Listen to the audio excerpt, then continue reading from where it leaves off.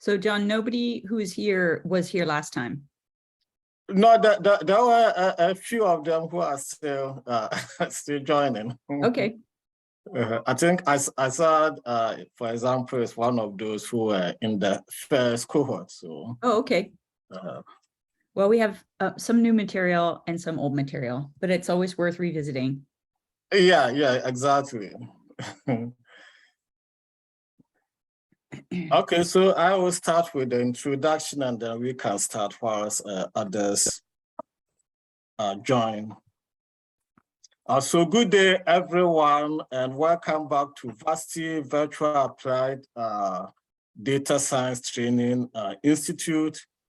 As I said last week, this week we are going to stay away a little from the computational aspect, but we are going to cover very important aspects of data science. So what I say that anyone involved in data science, one way or the other, have to listen to these talks.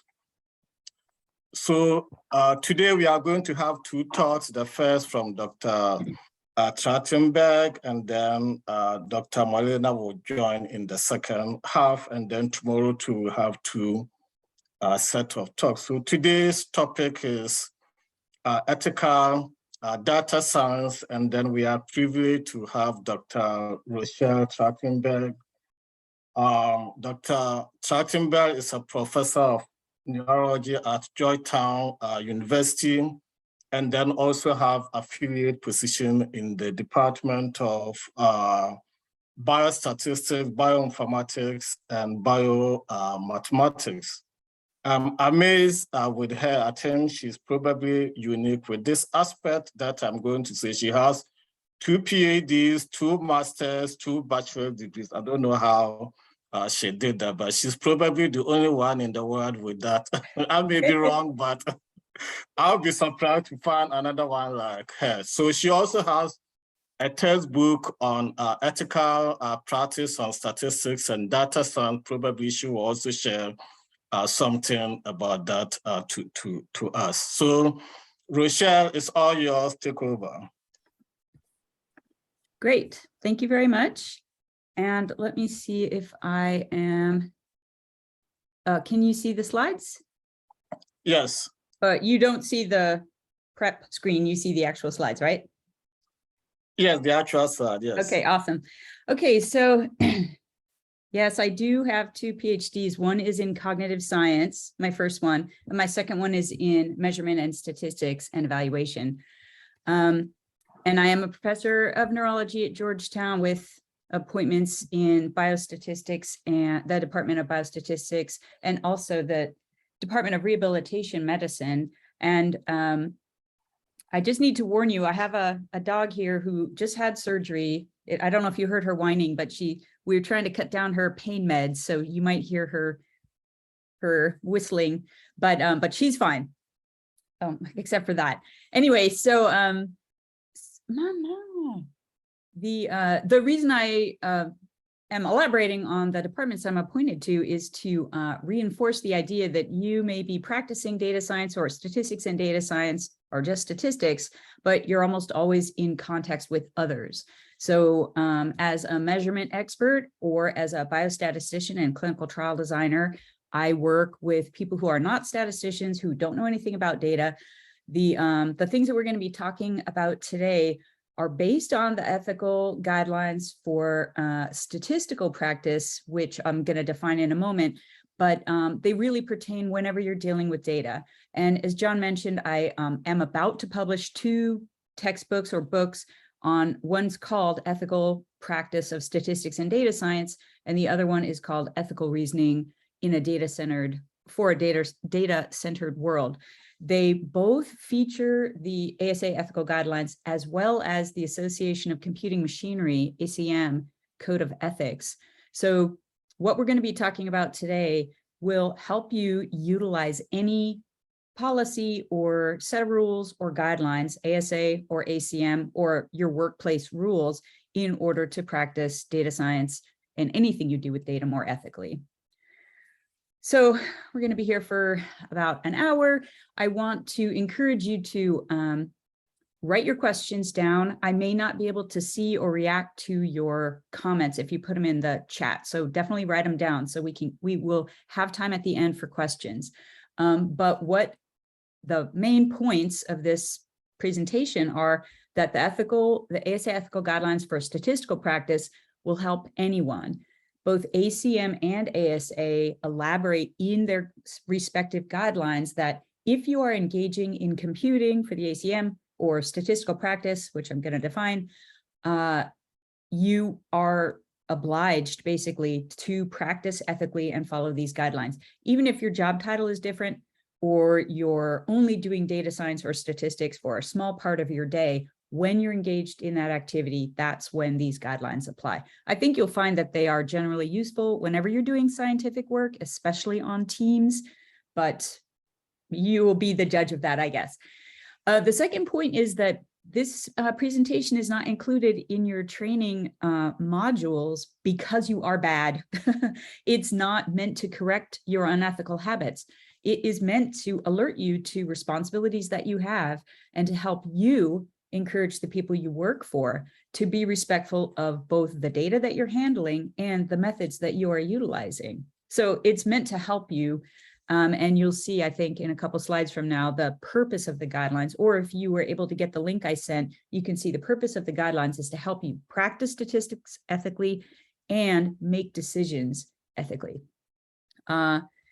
That's particularly important in the modern data analysis landscape, whether you're working with big data or small data, designed or scraped data collection enterprises. The third point is that John could have just sent you the guidelines and been done with it, but that my PhD in cognitive science tells me is insufficient. And if you've ever had a class with an instructor who basically gave you some information and expected you to both memorize it and then be able to utilize it, that really doesn't work effectively. So the books and my perspective as a cognitive scientist is that you need to learn to reason with the guidelines, and that's what we're going to be talking about today. And if you have questions, or if you find that you want to discuss what you've learned or what you think with others, it might occur to you that for them to learn how to reason with guidelines would be a good thing as well. You can share the guidelines, they're public, they're free, and you can use ACM or ASA or whatever your workplace guidelines are to have these conversations about how to practice ethically. So these are important anytime you use data analysis, whether it's for science or for business, or if you're just a practicing data scientist. Okay, I'm going to check the chat. I see. Okay, not for me. Okay. So we're going to look briefly at the ASA ethical guidelines for statistical practice. Then I'm going to talk to you about what I call the statistics and data science pipeline. And we're going to spend a lot of time talking about how the guidelines pertain at every stage. Then we're going to look at the decision-making that you do in data science using ethical reasoning and not just the guidelines. And as John mentioned, I have 2 books. I have links, or well, I can give you links to them. They're available for pre-order now. They should be published later this month.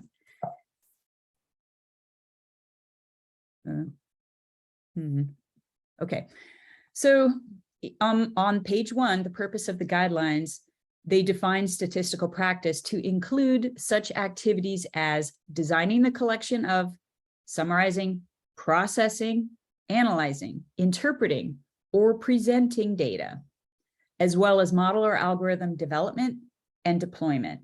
So basically, whenever you engage with data, you are engaging in statistical practice. The actual computing part, the computational part, making a system that works, looking at architecture, those activities wouldn't constitute statistical practice, but they are covered by the ACM Code of Ethics.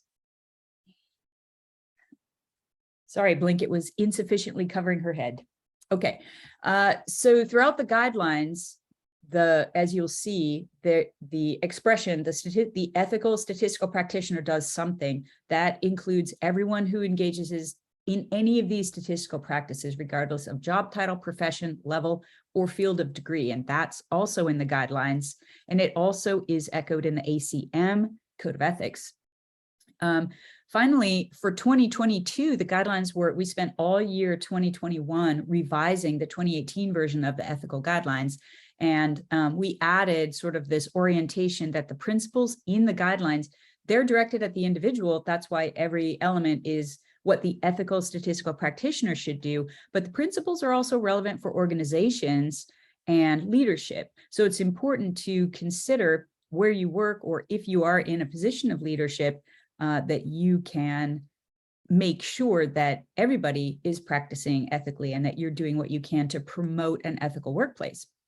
So this is a very brief tour of the 2022 ethical guidelines for statistical practice. There are 8 principles. No, Mamie. There are 8 principles, and you may be surprised to see that there are 8 principles. Principle B articulates your responsibilities with respect to the integrity of the data and the methods that you use.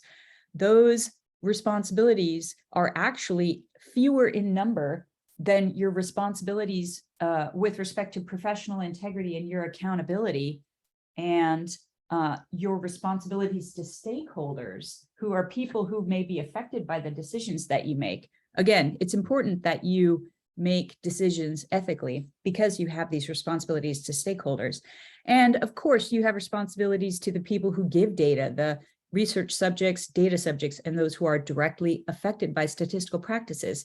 So you may be surprised to realize that there are 7 elements in Principle B, which is responsibilities about the integrity of data and methods, but those are directly related to these other different responsibilities under Principles A and C and D.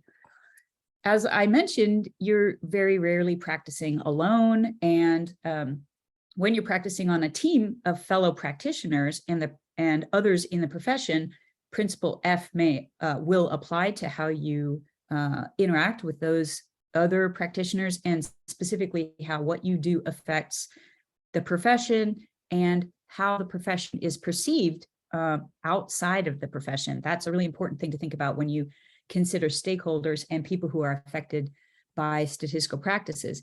But you also have responsibilities to people on your team who are from different disciplines. And then that's Principle E. We're not really going to talk about Principle F, but we are going to talk a little bit about G, which is when you're a leader or in a role, a leadership role, supervisor role, or mentor of others. If you're teaching others to do statistics or to do data science, you have responsibilities that are different in those roles than from when you're an individual. There are 8 elements of responsibilities regarding potential misconduct and how to deal with that. And then we added an appendix specifically outlining responsibilities of organizations where statistical practice is done.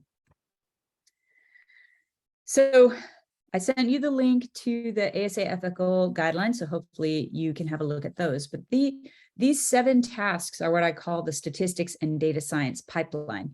For me, a biostatistician, I design clinical trials. So I walk through all of these steps every time I do a job. I do the plan, I organize the collection, I do and or design the analysis, I then interpret the analysis, I report and communicate the results of the work, I document the work that I've done from plan to interpret and communicate, and I usually work on a team.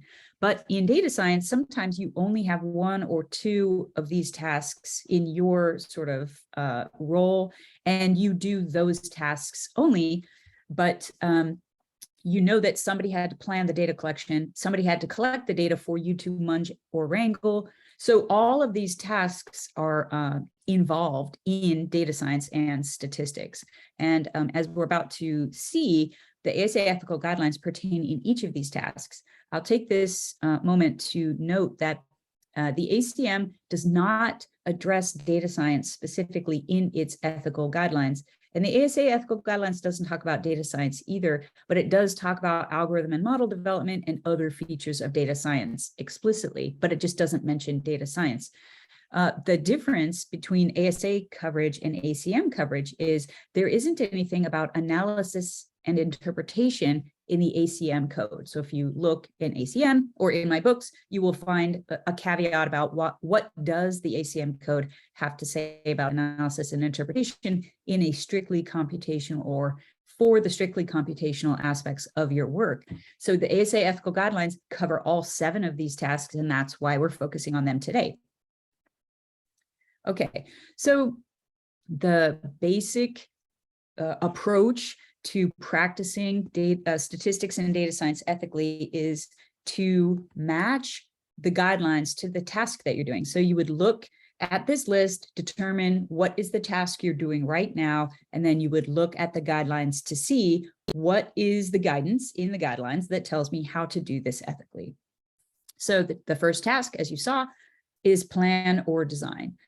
Now, you might think that plan or design has to do with the data you're going to collect and the stakeholders that you're going to see. But in fact, Principle A, which is professional integrity and accountability, articulates that whatever you do as a practitioner needs to produce results that support valid and prudent decision-making with appropriate methodology. So of course you have to plan, or someone had to plan something so that it would have this particular type of an outcome. So even if you didn't do the planning, Principle A pertains to planning. But that's just Principle A. That's a pretty straightforward match. But what else in the ethical guidelines is relevant in the planning and designing stage of a project? This is what you would do. You're thinking to yourself, okay, somebody tasked me with planning. How can I find information about what to do? Because recognizing that you need to make sure that everything that results out of your plan or design needs to support valid and prudent decision-making with appropriate methodology, but what else is in the guidelines to help you achieve that aim? Well, under Principle A, Element 2, or A2, says that the ethical statistical practitioner uses methodology and data that are valid, relevant, and appropriate without favoritism or prejudice, and in a manner intended to produce valid, interpretable, and reproducible results. This is actually a really important element of data science, especially with scraped rather than designed or collected data, because you may find data that are available, but if they are not relevant, if they are not valid with respect to the question you're asking, then you shouldn't use that data. So even in the planning stage, you have ethical obligations to ensure that the outcome, even if it's not going to be because you did the analysis, the outcome that results from the plan need to use methodology and data that are valid, relevant, and appropriate. So the ethical guidelines, Principle A, has a lot to say about the design of a study or a data science project. But C, which is responsibilities to stakeholders, Element 1, C1, says the ethical practitioner seeks to establish what stakeholders hope to obtain from any specific project. So it's really important that we, when we're designing a study, we make sure it not only will use methodology and data that are valid, the relevance of the data and the methodology has to match the stakeholders' actual objectives. And in keeping with our engagement with people who are not statistical practitioners, it's essential that the ethical statistical practitioner avoids compromising scientific validity for expediency. Now, if you're in a business setting, this may seem less important, but validity is when a decision is actually based on actual evidence. And expediency is when the answer is arrived at quicker. So when you think about the balance between, or the trade-off between validity and expediency, expedient analyses are unlikely to be reproducible. That, again, may not seem very important in a business setting, but in fact, being able to justify or rationalize the decisions that you made for data or methodology really depend on the plan and the validity of that plan. So each of the bold words in these elements that I've pulled out across 3 different principles in the ethical guidelines suggests that it is relevant for your plan or design. So this is how an example of how you would take the task that you're doing and the guidelines and look for guidance from the ASA ethical guidelines, but you can also do the same thing from any other guideline that you might come across. So task 2 in the list is to collect, munge, or wrangle data. Now, somebody may have planned it, and your task is just to collect or munge or wrangle data. So of course you have principle A, which is professional integrity and accountability, but somebody else designed how the data set chose the data. Principle D6, which is D is responsibilities to research subjects, and element 6 says the ethical practitioner, in contemplating whether to participate in an analysis of data from a particular source, refuses to do so if participating in the analysis could reasonably be interpreted by individuals who provided information as sanctioning a violation of their rights. So this is a pretty complex element, but the point is, if you are going to work with, munge, or wrangle data, and by participating in that wrangling or munging activity, the person who generated the data or donated the data, or from whom the data was taken, could reasonably believe you are violating their rights, then it is not an ethical use of data. That's not a specific way of saying you need to have consent, but even when you are scraping data off the internet, you really need to understand the source of the data. It's important to know that you're working with the data is not reasonably interpretable by individuals who provided that data as a violation of their rights. That's pretty specific to collecting, munging, and wrangling data, but you can now also apply D6 to task 1, which is planning or designing. You don't want to design or plan a study where you're going to use data, the use of which could be interpreted as a violation of basic human rights. But as specific as D6 is, it's certainly not the only element of the 72 elements in the ASA guidelines that are relevant to data collection, munging, and wrangling. So going back to principle A1, principle A, element 1, the ethical practitioner identifies and mitigates any preferences on the part of the investigators or data providers that might predetermine or influence the analyses or results. That's really important, because if people say, well, I only want to use this kind of data, you know that it's going to bias the results. That might make it less rigorous, less reproducible, and specifically biased. So you would not want to engage in analysis like that. And identifying and mitigating any preferences on the part of the investigators would come up when you fulfill C1, which is your responsibility to stakeholder, is to make sure you understand what stakeholders want to get out of the analysis project. So all of the guidelines sort of work together just as the tasks do as well. But you have principle A here, and B, which is responsibilities for the data and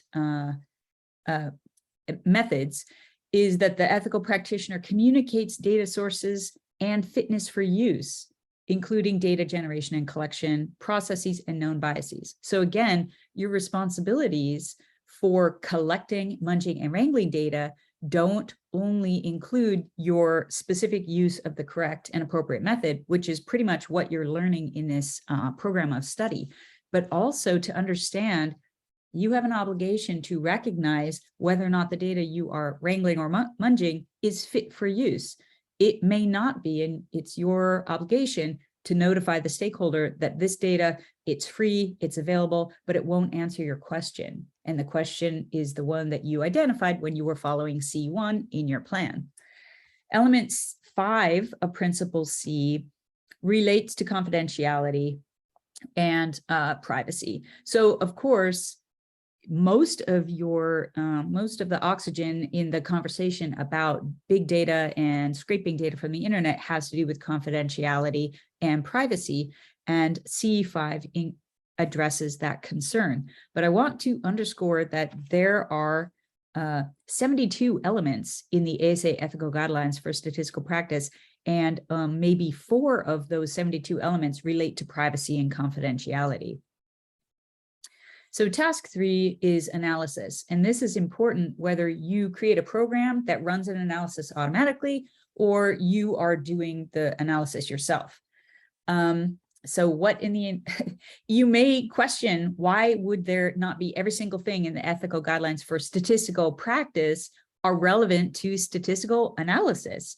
But in fact, there are so many more aspects to statistical analysis than just the analysis. So I hope that is clear, or is becoming clear to you, that statistical analysis or statistical practice involves a lot.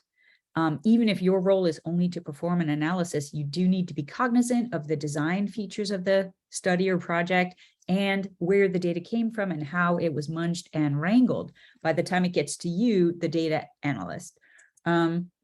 So obviously B is the principle about methods and data and your responsibilities. So the ethical practitioner, again, B1, we saw before, communicates data sources and fitness for use. So if it's only your job to analyze data, you do want to recognize whether or not it's fit for use. For example, the person who did the plan anticipated continuous data, but the data that came to you or was wrangled is categorical or a mix, or it's ordinal. Then the plan won't be fit, or the data won't be fit for the plan. So that's an important thing that you need to share with the stakeholders when you, again, confirm that what you're going to do with the data for them to be fit for your use will match what the stakeholder is expecting. So B, principle relating to methods and data. D, obviously, principle relating to data donors and your responsibilities to them and your respect for their rights is relevant here. This is the one about not behaving in a way that may be reasonably interpreted as sanctioning a violation of the rights of the data donors are also in play when you're at the level of doing an analysis. And here is one of our first views of the relevance of misconduct. So that's principle H, and H2, element 2, is that the ethical practitioner avoids condoning or appearing to condone statistical, scientific, or professional misconduct. So somebody did the plan, they may or may not have done it ethically. Somebody collected or wrangled or munged the data, they may or may not have done it ethically. If the data comes to you with a design that represents a need or an encouragement to commit unethical statistical behavior or statistical misconduct, it is actually your responsibility at this stage, analysis stage, to not do it and try as much as you can to get different data, reconnect with the stakeholder to see if there's been a misunderstanding about what their objectives are. There are a lot of different options for how you can meet H2, but the important thing to note is you have an ethical obligation to not condone or appear to condone statistical, scientific, or professional misconduct. That's a pretty broad mandate, but it is a specific responsibility for statistics and data science. And it's relevant even if you're at the analysis stage. So the fourth step in the data statistics and data science pipeline is the interpretation. This is where a lot of the credibility crisis in the scientific community arises. Interpretation is also not explicitly not a feature of the ACM Code of Ethics, but is really important in how the result of statistical practices are communicated to other statisticians, other scientists, and people who are neither statisticians nor scientists. But we return to E4. E is responsibilities to people on multidisciplinary teams, and this is element 4, that the ethical practitioner avoids compromising scientific validity for expediency. This is really, really important when you are combating people's inclinations to cherry pick or highlight results that fit their narrative. E4 says that you should avoid that whenever possible, as much as possible. And again, H2 comes up that if a person wants to cherry pick, that's scientific misconduct.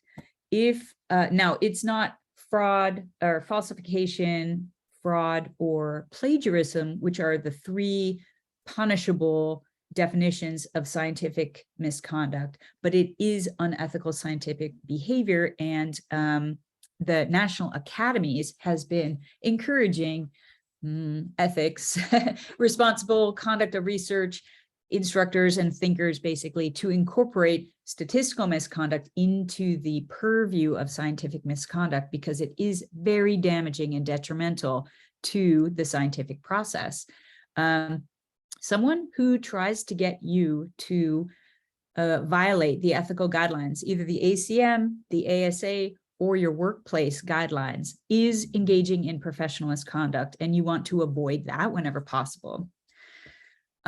Speaking of workplaces, we can see in the appendix, which has 12 items relating to the workplace or the organization's responsibilities to encourage and engage in ethical statistical practice. Item 6 says that those employing statisticians are expected to recognize that the results of valid statistical studies cannot be guaranteed to conform to the expectations or desires of those commissioning the study or the statistical practitioners. So you have a lot in the ethical guidelines about interpretation in an ethical way, and your responsibilities to promote ethical interpretation. Even if your task was to do the analysis, you still want to look ahead. If you are the designer, if you are the data collector, if you are the analyst, you want to look ahead to interpretation in order to try to circumvent the potential for statistical, scientific, or professional misconduct. So once all of those obstacles are navigated, you're at report and communicate. Now, you might be surprised to know that there is a lot in the ASA ethical guidelines about communication. And item B2, so B is methods and data, and B2 specifically specifies that the ethical statistical practitioner conveys results or applications of statistical practices in ways that are honest and meaningful. So again, thinking about principle C1, which is where you only engage in something after you have an understanding what the stakeholder wants to get out of the project, then you would convey the results of your work to that stakeholder, to all the stakeholders and those who are directly affected by your practice in ways that are honest and meaningful. That is the opposite of cherry picking. And by the way, principle C3, I think, element C3 specifies that you should never use statistical practices to mislead any stakeholder, which is basically cherry picking. That's misleading the people to whom you are reporting. And E3 is an interesting element because, again, E is the principle relating to people on a multidisciplinary team. And this principle says that the ethical practitioner ensures that all discussion and reporting of statistical design and analysis is consistent with these guidelines. So what I started out saying was that you have your tasks and you locate where you are in the task, and then you look through the guidelines to see what relates exactly to your task. But you do need to understand that the data have come to you because of a plan and some collection or munging and some analysis, and then there was some interpretation that gets reported. So all of the tasks are interrelated in this way. And if you're at the point where you're writing a report or you're trying to communicate, you do need to make sure that you're aware of the features of the ethical guidelines so that your communication will be consistent with these guidelines, but will also be honest and meaningful, and you will promote honest and meaningful transmission of your group or your project's report or ultimate conclusion to whoever the stakeholders are, including people on your team and your boss. And then there's also an element in the appendix, item 7, is that those employing statisticians are expected to recognize it's contrary to the guidelines to report or follow only those results that conform to expectations without explicitly acknowledging competing findings and the basis for choices regarding which results to report, use, and or cite. So that, of course, is much more important in a scientific context. In a business context, you can imagine someone saying, well, this result supports the continuation or the continued funding of our unit or our group. So we're just going to tell them this and not tell them the other results that will basically counteract the results that we want to report. So communication is a really essential part of statistical practice, and not misleading, being honest, assuring that everything you do discuss or report or communicate is consistent with the guidelines. Those are all really important aspects, whether you're in science or business. Finally, we talk about documentation. Now, this is different from communication because this is where you're basically communicating with the next user. Either you're doing one of the elements in the pipeline and you need to communicate for the next person in the pipeline, or you need to communicate back up to the start of the pipeline to inform them what you did or to provide a basis for further decision-making. So that's actually an important part of ethical statistical practice. And there are multiple elements from principles A, which is responsibilities for professional integrity and accountability, B, which is responsibilities about the integrity of the data and methods, and E, which is, again, when you're working with multidisciplinary groups. So A1 appears again on as relevant to the documentation task. For you to accept full responsibility for your work, you need to be able to document it and defend all the decisions that you made. Also, recapitulate the decisions that you made. So if somebody else says, oh, wait, I want to do a different thing, or why did you choose parametric versus non-parametric? You needed to have documented what you did. And whether or not you're in a situation where your work will be peer reviewed, you do want to make sure that the work that you do, oral, written, or in testimony, is something that you would be willing to have peer reviewed. And as an aside, this is a Kantian idea of publicity. Your work should pass the test of publicity. You would be willing to claim responsibility for the work that you did in public. And the idea that you would have it peer reviewed means that it's not just stray public people who would be judging your work, but an actual expert in your field who would be giving that peer review. Element B2 is that the ethical practitioner is transparent about assumptions made in the execution and interpretation of statistical practices, including methods used, limitations, possible sources of error, and algorithmic biases. So these are all really relevant, whether you're in science or business, with respect to the documentation of what you did. Everyone needs to be able to judge for themselves whether or not they would have used the same method or the same data, and specifically whether or not the algorithm that's being utilized or the analysis that's being utilized, the data or the analysis that's being utilized may have bias.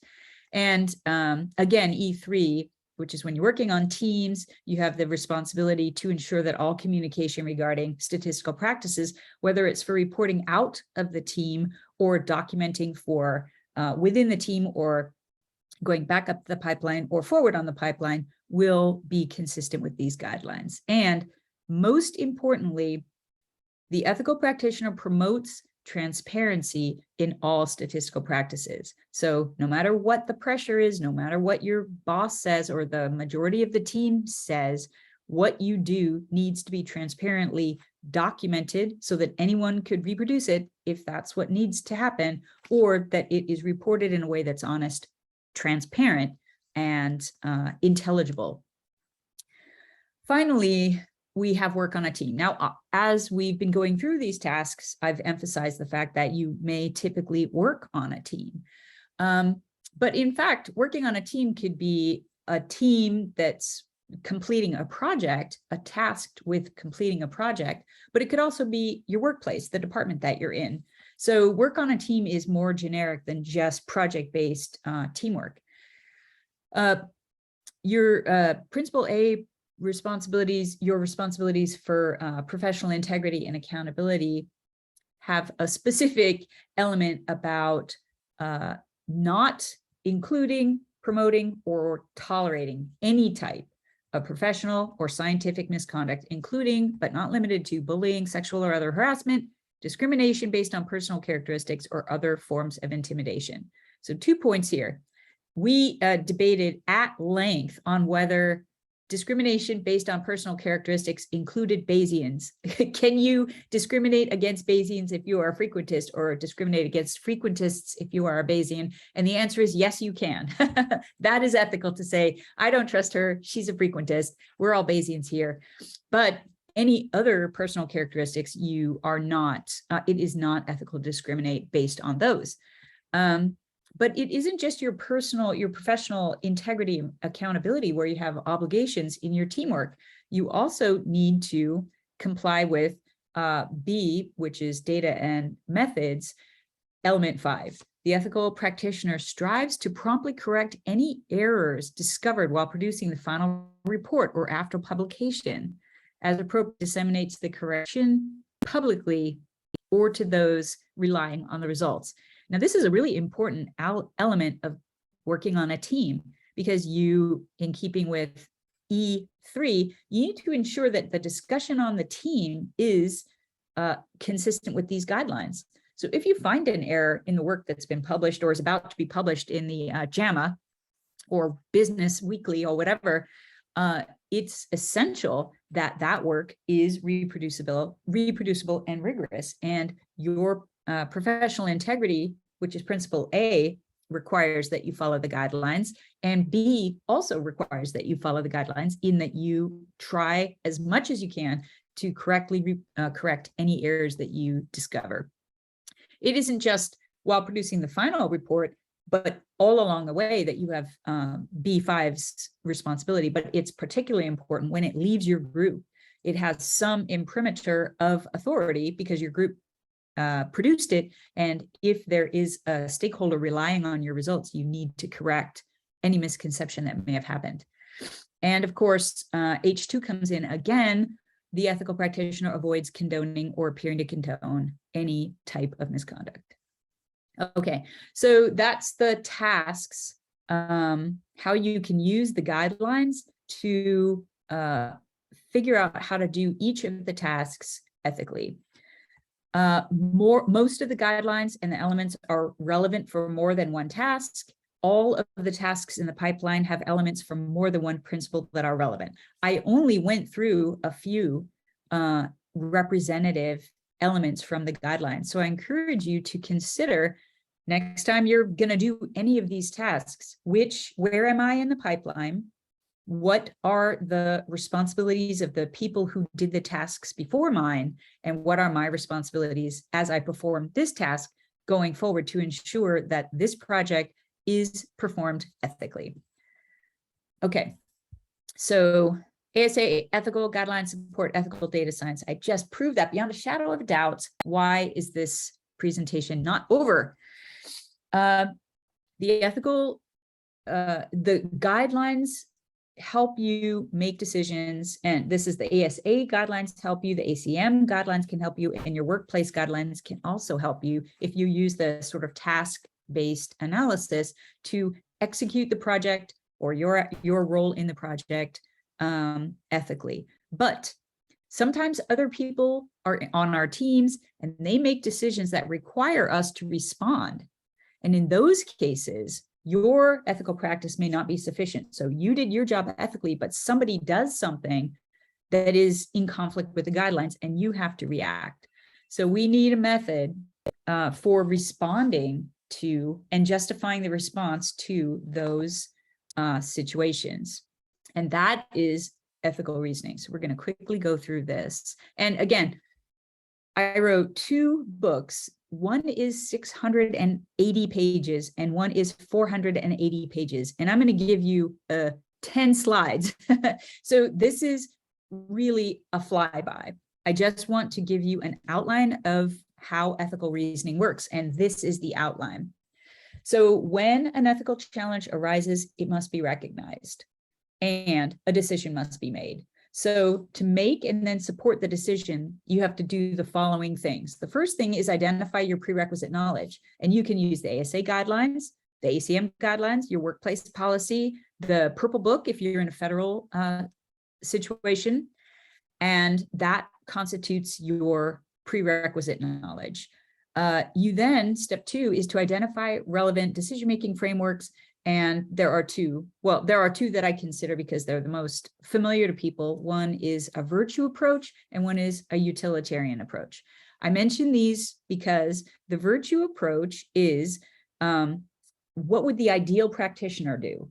And the ASA ethical guidelines, as you've seen, state the ethical practitioner does X. So the ASA ethical guidelines come to you from a virtue perspective. But the ACM guidelines come to you from a utilitarian perspective because they prioritize avoiding harm and maximizing benefit. So a utilitarian perspective is about harms and goods, which is not a particularly American perspective, but it is a European perspective. So if you are in a European or non-American, I would say, because it's not North America, it's actually the USA. If you're in a non-US context, optimizing public good or good and minimizing harm may be the perspective. And that is literally the perspective of the ACM, but you can use it, you can use a utilitarian perspective in with the ASA guidelines as well. But the ASA ethical guidelines are specifically from a virtue perspective. So you can choose ACM, you can choose ASA, or you can actually choose to do a utilitarian or a virtue-based approach. They will universally end up with the same answer, but the justifications will be different, which is why the books are 400 and 700 pages long. So then the next point is to recognize the ethical issue. And that is basically where you use the guidelines or whatever document you're using to determine if what you're faced with is opposed to any of the guidelines. So I mentioned cherry picking. Cherry picking is non-transparent, not honest, intended to mislead stakeholders' behavior. And if you remember, we mentioned specifically that you are not supposed to do those things. That is not ethical practice. So using the guidelines, it helps you identify that if you cherry pick, it has violated multiple of the guidelines. So that's recognizing the ethical issue. And now you have to decide what to do. So you have to identify and evaluate alternative actions to respond to the fact that the person wants to cherry pick and those violate the ethical guidelines. That decision will violate the guidelines, then make a justified decision and reflect on the decision. So hopefully with any luck, you will spend the majority of your time on just making sure you practice consistently with the guidelines. You won't have to react to people doing or trying to do bad things or to encourage or ask you to do bad things. And there's a lot to know. So immersing yourself in the guidelines and making sure you follow that in every task that you do will get you really, really far. But sometimes you do have to recognize an ethical issues, and that issue for 10%, maybe less of your work, and that is what we're going to do. So your prerequisite knowledge so far: ASA ethical guidelines, 7 tasks that can help you locate where you are and how the guidelines apply, and then ethical reasoning, knowledge, skill, and abilities is this one. So that's enough to just practice ethically, but you do need to know how to respond. And so that brings us to number 3, identify an ethical issue. So hopefully you've seen the strategy here is to locate yourself in the task list, the pipeline, and then see in the guidelines what matches that's enough. You can match what you're doing. So when you have a situation, you want to do a similar thing. Instead of looking at where you are in the task, you just look at the decision that they're trying to make to cherry pick or to minimize the fact that they did multiple comparisons and did not control for it. They don't want to share that information. So you look at the activity and then you look on the guidelines to see what it violates. So the guidelines can help you pinpoint what the ethical issue actually is. So you can consider your mindset to be, what about what you were doing, planning, or have observed is inconsistent with the guidelines? What seems questionable given the guidelines? If you act or someone acts in a certain way, does it violate the ethical guidelines? So that's how you use the ethical guidelines in your response, choosing a response to another person's behavior. If the answer to any of these questions is yes, then you have identified an ethical issue and something must be done. So if you achieve KSA, knowledge, skill, and ability number 3, then you need to figure out what to do. So it isn't enough to identify the fact that something is wrong. At that point, you can ask your boss, notify your boss, or call a friend, or email me, or something. But the challenge is what should you do about that violation that you've identified?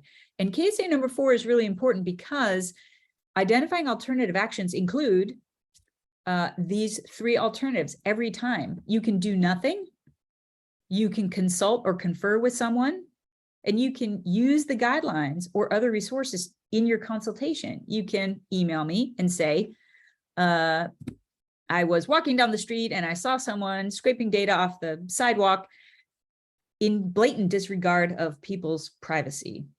The guidelines say I shouldn't do that. And what should I do? I observe that because the guidelines also say, if I see people violating the guidelines, I should do something about it. So what should I do? So you're using the guidelines to ask for help. That's super helpful. But if you can't do that, you could say, hey, Rochelle, I found someone, they were scraping internet, and I'm not sure if that is ethical. What should I do? That is achieving option B. But if you see them actually hacking into a private site or someplace where, I mean, if you're hacking, you're not supposed to be there, you see that it's a violation of probably the policy of your workplace, I'm sure the SOPs of your workplace, these ethical guidelines, and the law. That's a violation of the law. So you report it.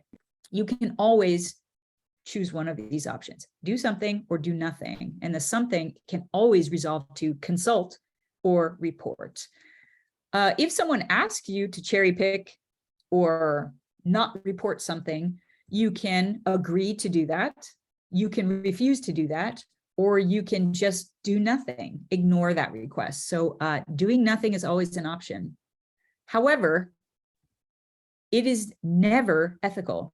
So if you review the guidelines, ACM and ASA both say, if you see someone violating the guidelines, you must do something about it. And obviously, if you're a junior person or you're new in the workplace, you're not going to be able to, do a big thing like fire that guy, or your options may seem limited, but you can't do nothing. What you do needs to be consistent with your role and your ability, but you are absolutely obliged not to do nothing. It is unethical to identify an ethical violation and do nothing. And the ASA and ACM are very clear on that.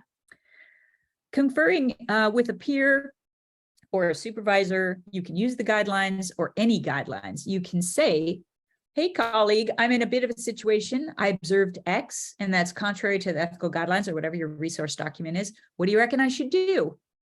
Now, you will invariably, one person will respond, just don't worry about it. Just ignore it. Just do what they ask, because don't rock the boat. That person in your position can't afford to be noisy, the squeaky wheel. There's a lot of people who will say, you're just making trouble, so don't do anything to it. If that's your supervisor, we need to have a conversation about whether or not you want to keep that job and work for somebody who is willing to turn away from unethical behavior. If they're willing to just say, don't worry about it, when you've recognized something and you can document that it's unethical, and they say, don't worry about it. That happens all the time. Red flag for the workplace. Don't worry about it. That's how we do it. Red flag for the workplace. So you really want to, if you choose to consult or confer with a peer or a supervisor and you receive advice, do nothing, and doing nothing is unethical, that is compounding the first unethical behavior and is additional unethical behavior. So we definitely need to talk about your workplace. And on your exit interview, be sure to articulate specifically that it was filled with unethical people. And then option C, report violations. Now, this is also known as whistleblowing. It's really important to keep in mind that there are, in the United States at least, protections against protections for whistleblowers against retaliation or other kind of punitive activities.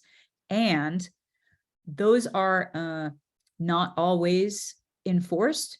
So it's important to recognize what may happen if you do blow the whistle. But if you are able to do what I suggested, which is say, hi, colleague, I observed X and it's contrary to the ethical guidelines. What should I do? When you go to the whistleblowing stage, you would want to say, here's what I observed and here's why I think it's a problem. So again, using the guidelines to craft your argument is really important, because when you blow the whistle, you will be asked to document what happened. Okay, so those are the most challenging aspects of ethical practice in the face of someone else's behavior. You have to identify it. You have to recognize that if it was identified and you do nothing, you are also committing an ethical violation. Absolutely no question. But then you have identified alternative actions. You need to evaluate them for their potential impact. What will one or another decision do for you or to you? Once you've looked at the alternatives, then you can make your decision.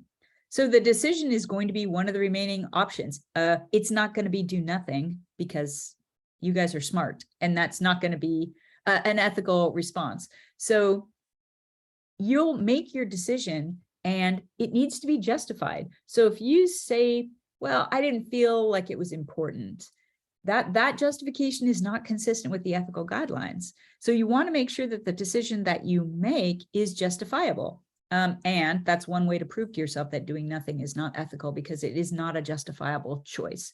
So doing number 3 and doing number 4 are really hard. Number 1 and number 2, your prerequisite knowledge should help you to do 3 and 4. But once those are done, then justifying your decision is straightforward. Ethical guideline A2 says this, A4 says this, B6, C11, D9, all of them say I should do X. Therefore, that's what I did. So the answer to number 5, make and justify a decision, is really straightforward if you've done 1 through 4. And then reflecting on the decision, you would think, is the decision that I made the best justified one? Does it help others who may encounter the same situation? Does it document the decision-making process for future deciders? So this is, again, a light documentation where you want to justify what you did, because policy may change and it may end up being that this kind of decision is easy to make in the future because you documented it so well in the past. So to summarize, now this is not a summary of everything. We looked at the ASA ethical guidelines. It's complex. There are 72 individual elements. We looked at the statistics and data science pipeline. There are 7 tasks. And now we looked at ethical reasoning, 1 and 2, your prerequisite knowledge, whether it's from a utilitarian perspective, which is reflected in the ACM, or virtue perspective, which is reflected in the ASA ethical practice standards. Those 2 are sort of wrapped up together.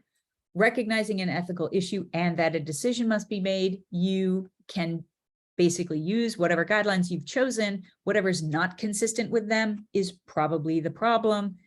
Then you identify your alternative actions.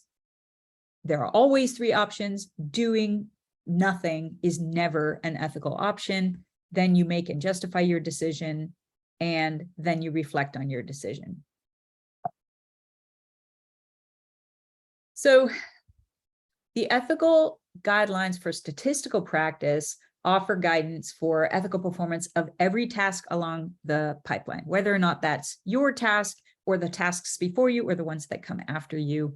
Different guidelines apply to every task in the pipeline. It's not just at the start or the end of a project. So that's really important to keep these in your mind as you engage in the dynamic activity that is data science.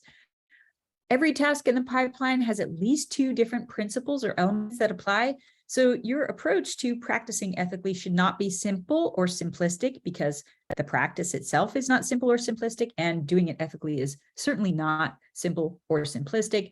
Doing nothing is always an option and is almost always an unethical option. So that's sort of the upshot of this presentation, but I want to suggest to you that where you are in your workplace, the ASA ethical guidelines include everything in the ACM Code of Ethics, but go further. So the guidelines can be integrated in how you train or the policies for ethical practice in your workplace. And if you are in a mentor or supervisory role, you can emphasize ethical practice in each task along the pipeline as you train your the people on your team or your mentees to be ethical, to create an ethical work environment and comply with the appendix and also Principle G. And here are references. So I just wrote, just had a blog or essay posted in the September 1st ASA AMSTAT magazine about using KSA number 3 and 4 and making a decision. And then these are links to the 2 books. So I'm going to stop here. So we have 15 minutes for questions.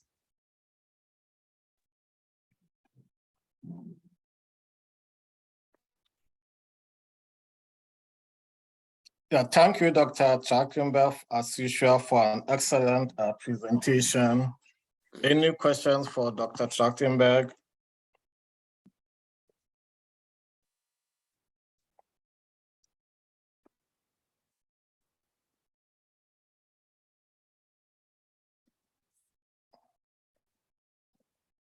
Thanks, sweetie. So I pasted the these references in the chat. And also there's a request there for feedback from your program. So one question that came up last year, actually, Marietta, did you have a question?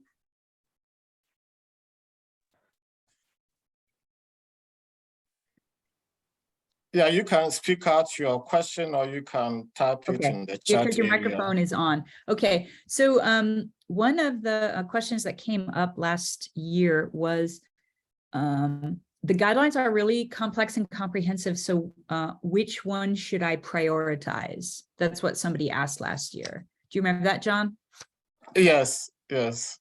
So what I said back then was that if I had to choose one to start with, I would, thanks, Jennifer, I would probably choose B and D. B is the principle about integrity of data and methods, and D is responsibilities to data donors and people directly affected by statistical practice, because those principles, B and D, are the most protective of others. So principle A is about you and your reputation. Obviously, you don't want to do anything that's going to make or allow other people to view you as less expert or less professional. So A is about you, and B is really about ensuring that the work that you do is ethical and well done. And D is about protecting the rights, your responsibilities to protect the rights of those whose data you are utilizing or analyzing. That, I think, is still true, but we did modify C, principle C, which is responsibilities to stakeholders, and the obligation, the ethical obligation not to mislead and to ensure that you understand what the stakeholder wants from your project. Those are really important as well. So I think my answer to where should you start is still principle B and D, but you should have a peek at C. And I will go further and say, if you are or want to be in a leadership role or a mentor role or a supervisor role, you absolutely need to understand G, principle G, which is specifically for leadership, people in leadership roles, and the appendix, which describes basically an ethical workplace.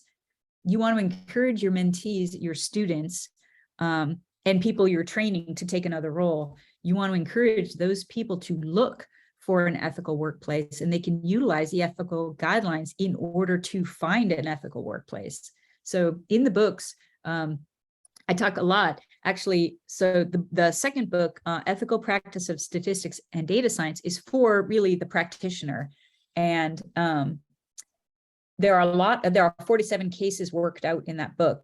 And if you're in a situation where there is unethical behavior that you observe, especially if it happens more than once, and especially if you tell your boss or your supervisor and they say ignore it, you really do need to think about a different workplace. That is absolutely an option, especially if you're a data scientist in the modern era. You are super desirable, and you should not tie yourself to a company where unethical behavior is tolerated or encouraged. So you can use the guidelines to choose an ethical workplace and to justify leaving an unethical workplace, and to make sure that you are offering or creating an ethical workplace for your mentees and also the people who work with and for you.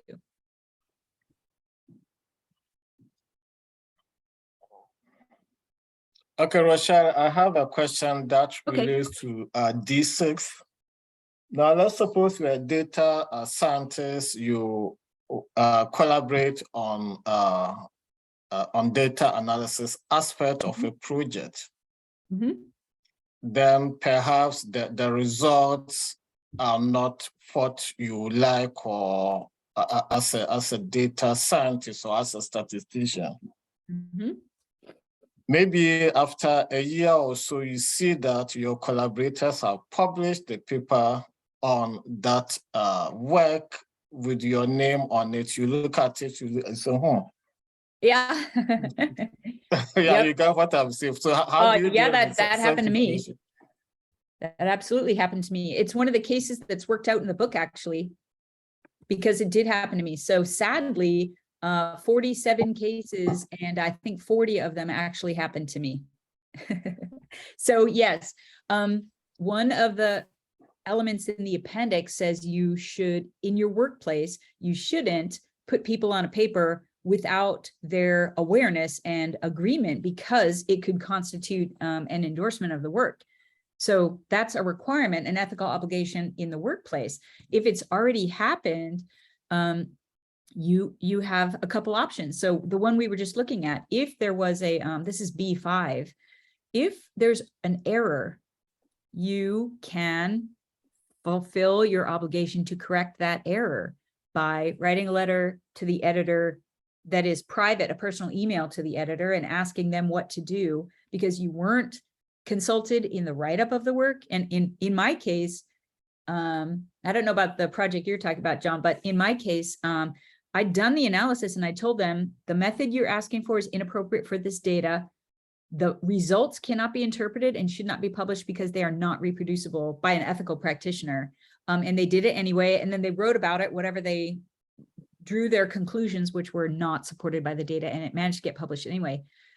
So I could have written a letter to the editor saying, you know, I told them not to put my name on this paper, so I want you to take my name off the paper, journal. So I could have done that. I didn't do anything actually, except remove the article doesn't appear on my CV or my publication list, and I do not take responsibility for it, but I didn't actually do anything about it because I was very junior. But I conferred with the supervisor, and that supervisor told me that they included me out of respect. And when that person who was my supervisor was not a statistician, and when I asked the chair of the statistics department, she said, "Oh my God, we're never working with that person again." She was very aggressively negative about it. So yeah, there are a lot of things that you can do, but correcting the error, that's what, if I asked myself this question, that's what I would suggest, is to contact the journal, contact the editor and say, please just take my name off this paper. I don't want to be on an acknowledgement.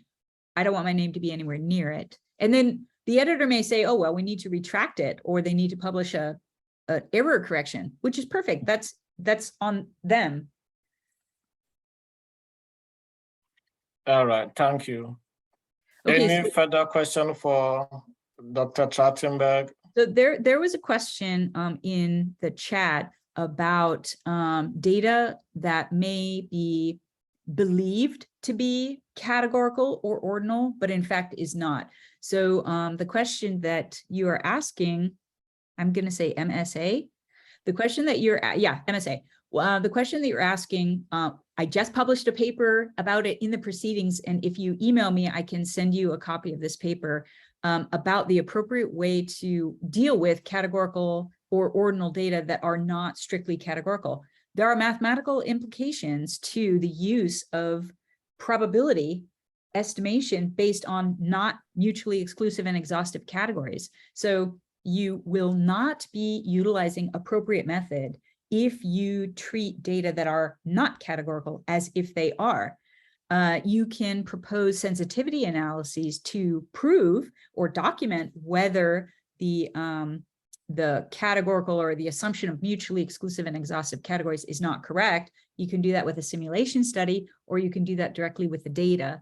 So that's true for anything like race or ethnicity. Those categories don't really exist. So the application of a mathematically defined probabilistic outcome to something that does not merit that treatment is not appropriate for the data. So you can make both a mathematical argument for that, and then you can empirically demonstrate that the math doesn't fit the question, again, by following C1, making sure you understand what the stakeholder wanted out of that analysis.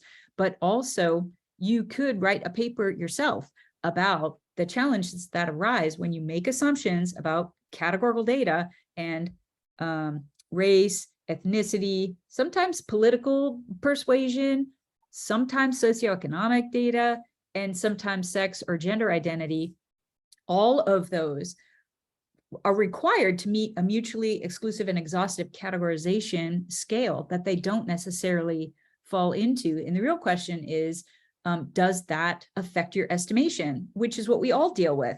Are you giving a precise estimate? Is your confidence or credibility interval appropriately sized for the level of mistake that you are actually making? So there's no one type of data where mutually exclusive and exhaustive categories doesn't really work, but the math is robust to those violations.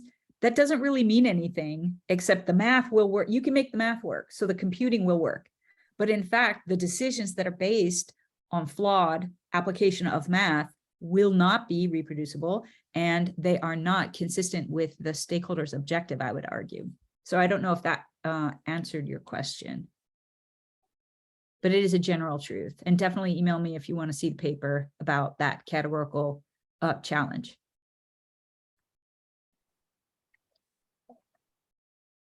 Okay, any more questions or comments?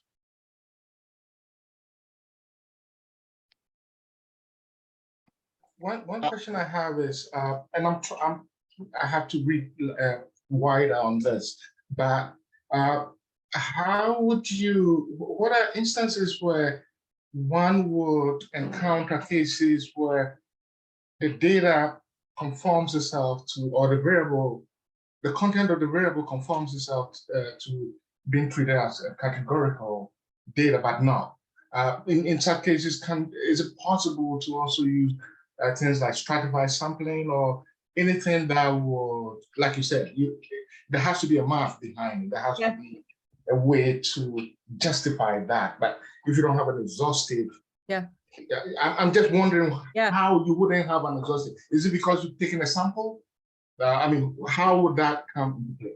Well, so in the project that I was talking about, where we looked at both the mathematical and sort of a social construct around the lack of mutually exclusive and exhaustive categories. So I just want to note it's 12:15 now, and I don't want to overstep the next speaker. John, how much time do we actually have in buffer?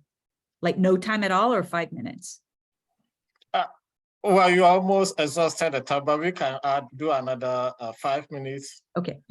Okay. But the next 15 minutes will be kind of break. So yeah. Okay.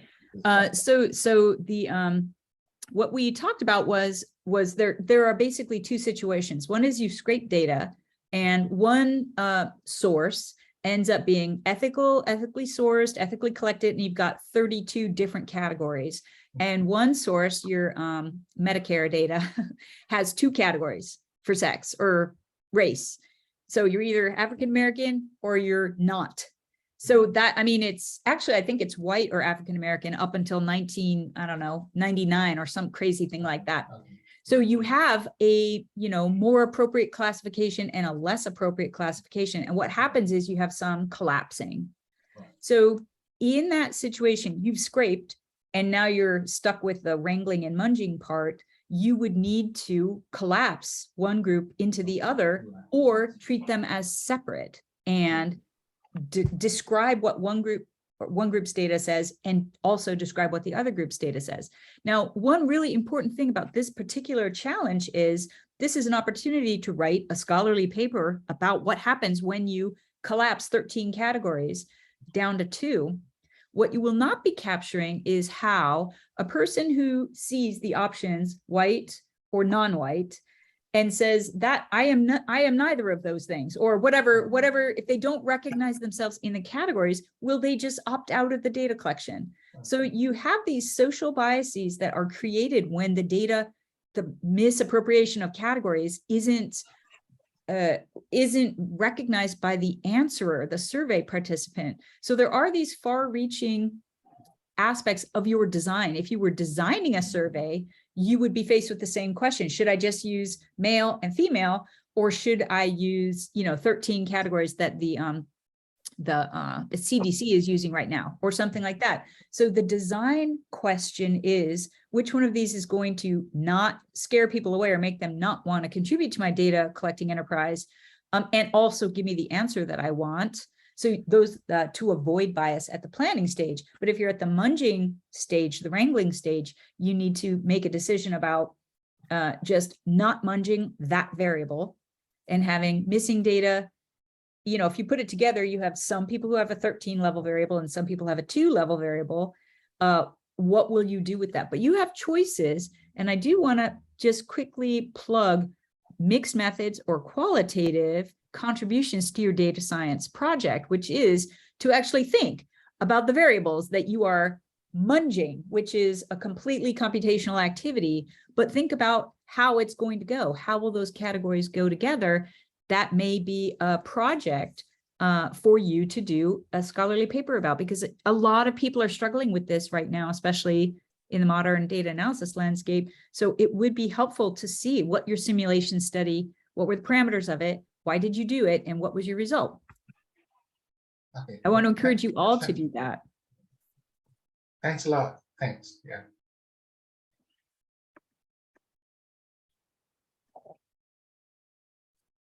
Any more questions, comments? Okay, so if there are no further questions or comments, then let's again thank Dr. Trachtenberg for an excellent presentation. Hopefully, Rochelle, when we call you another time, you will be available to come and support this initiative. Oh, absolutely. Absolutely. And also next year, the books will be, a year old, and we'll have use data on them. Maybe we can share the link ahead of time. Right now, they're only available for pre-order because I'm finalizing the proofs, but next year they'll be available. All right. Thank you again, and thank you, everyone. Our next talk will be at 11:30, so you can take the few minutes break and then come back for data science and environmental health, environmental justice. Thank you all. Have a great day. Thanks a lot. Thanks. Bye. Yeah, thanks a lot. Yeah. So John, I think actually it's 12:30, right? So I think, Yep. It's what? It's 12:30 already? 12:30. no, it's getting to 12:30, not 11:30. So the next class will be 12:30, not 11:30, right? Oh yeah, you are okay. Yeah, 12:30, right? It's still standard time. Yeah. Yes. Okay. Yeah. So if you want to stay on, discuss anything, we are here. But otherwise, you can take a few minutes break, and then we reconvene at 12:30.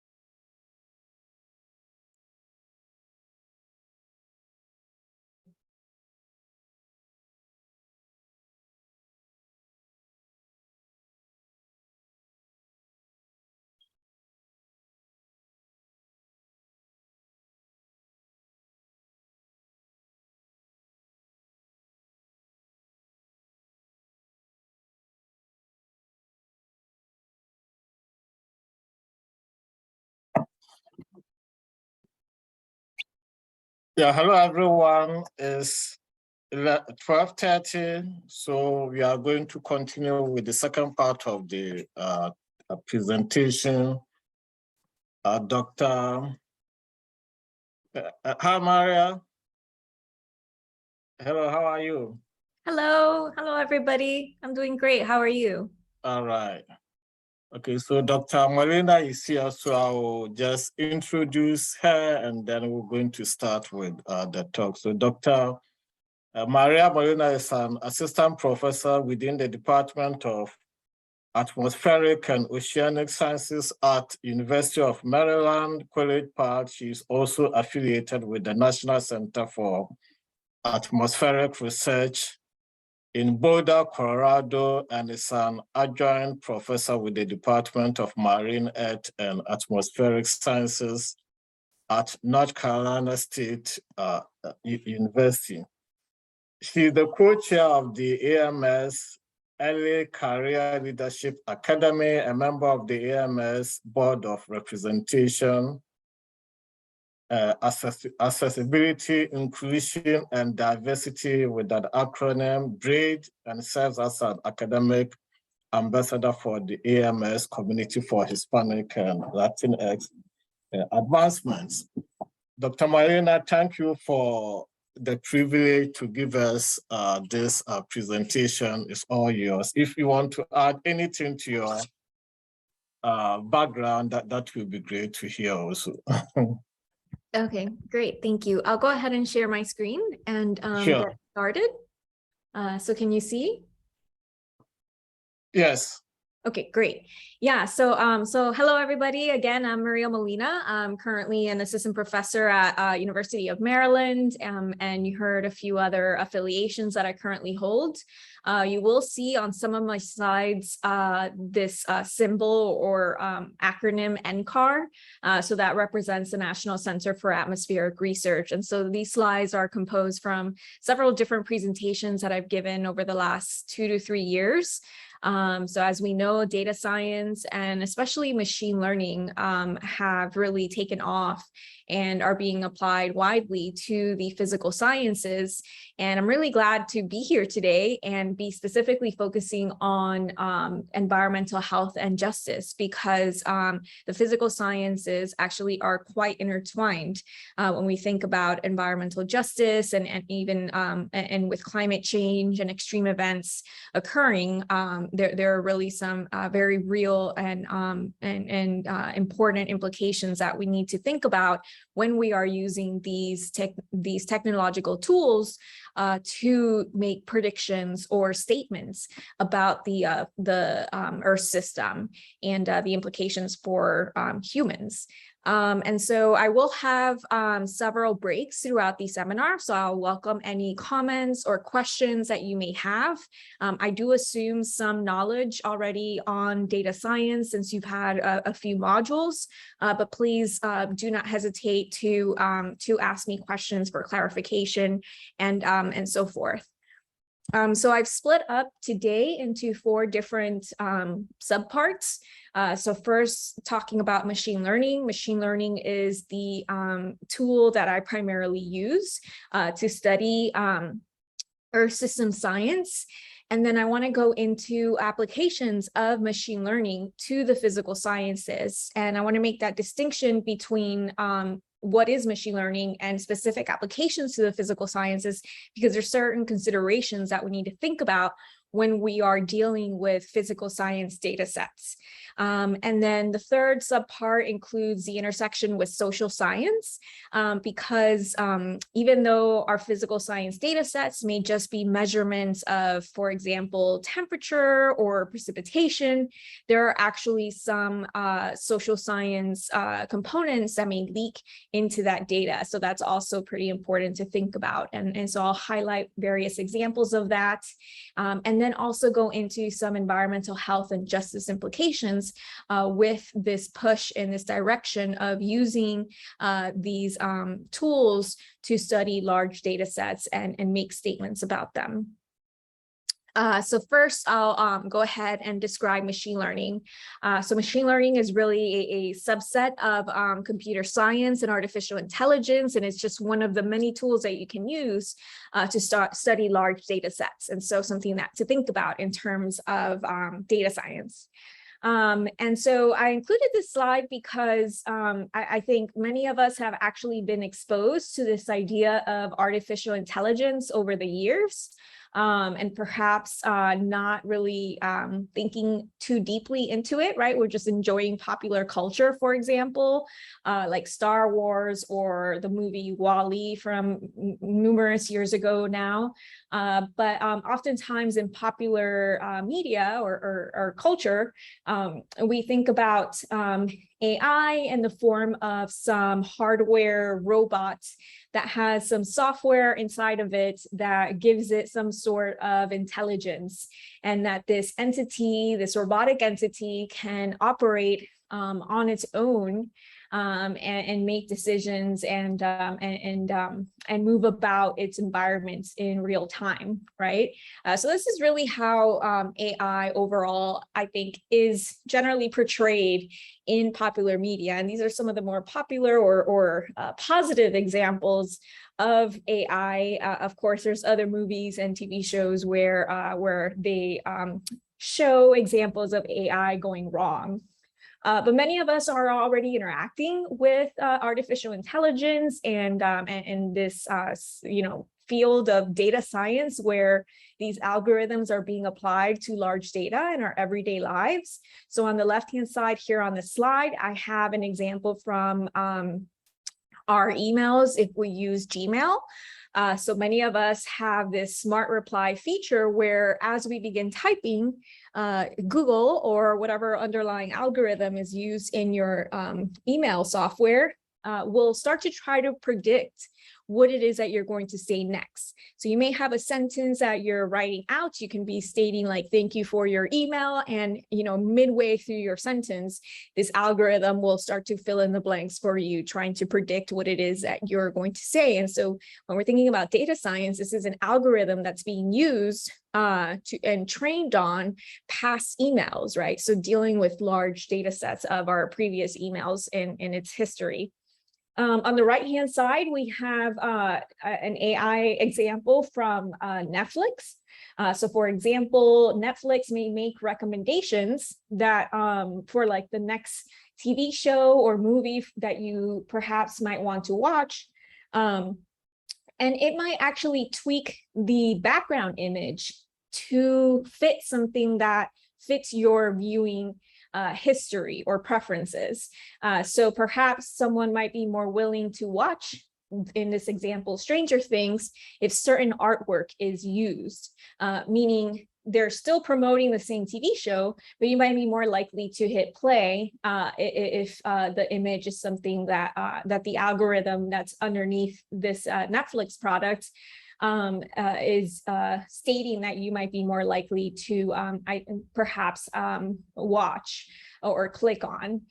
So that's just another example of AI and data science impacting our everyday lives, and we may not even be thinking too much about it. So really, what is machine learning? So if we have large data sets and we're trying to do something with that large data set, there's a few ways to go about it.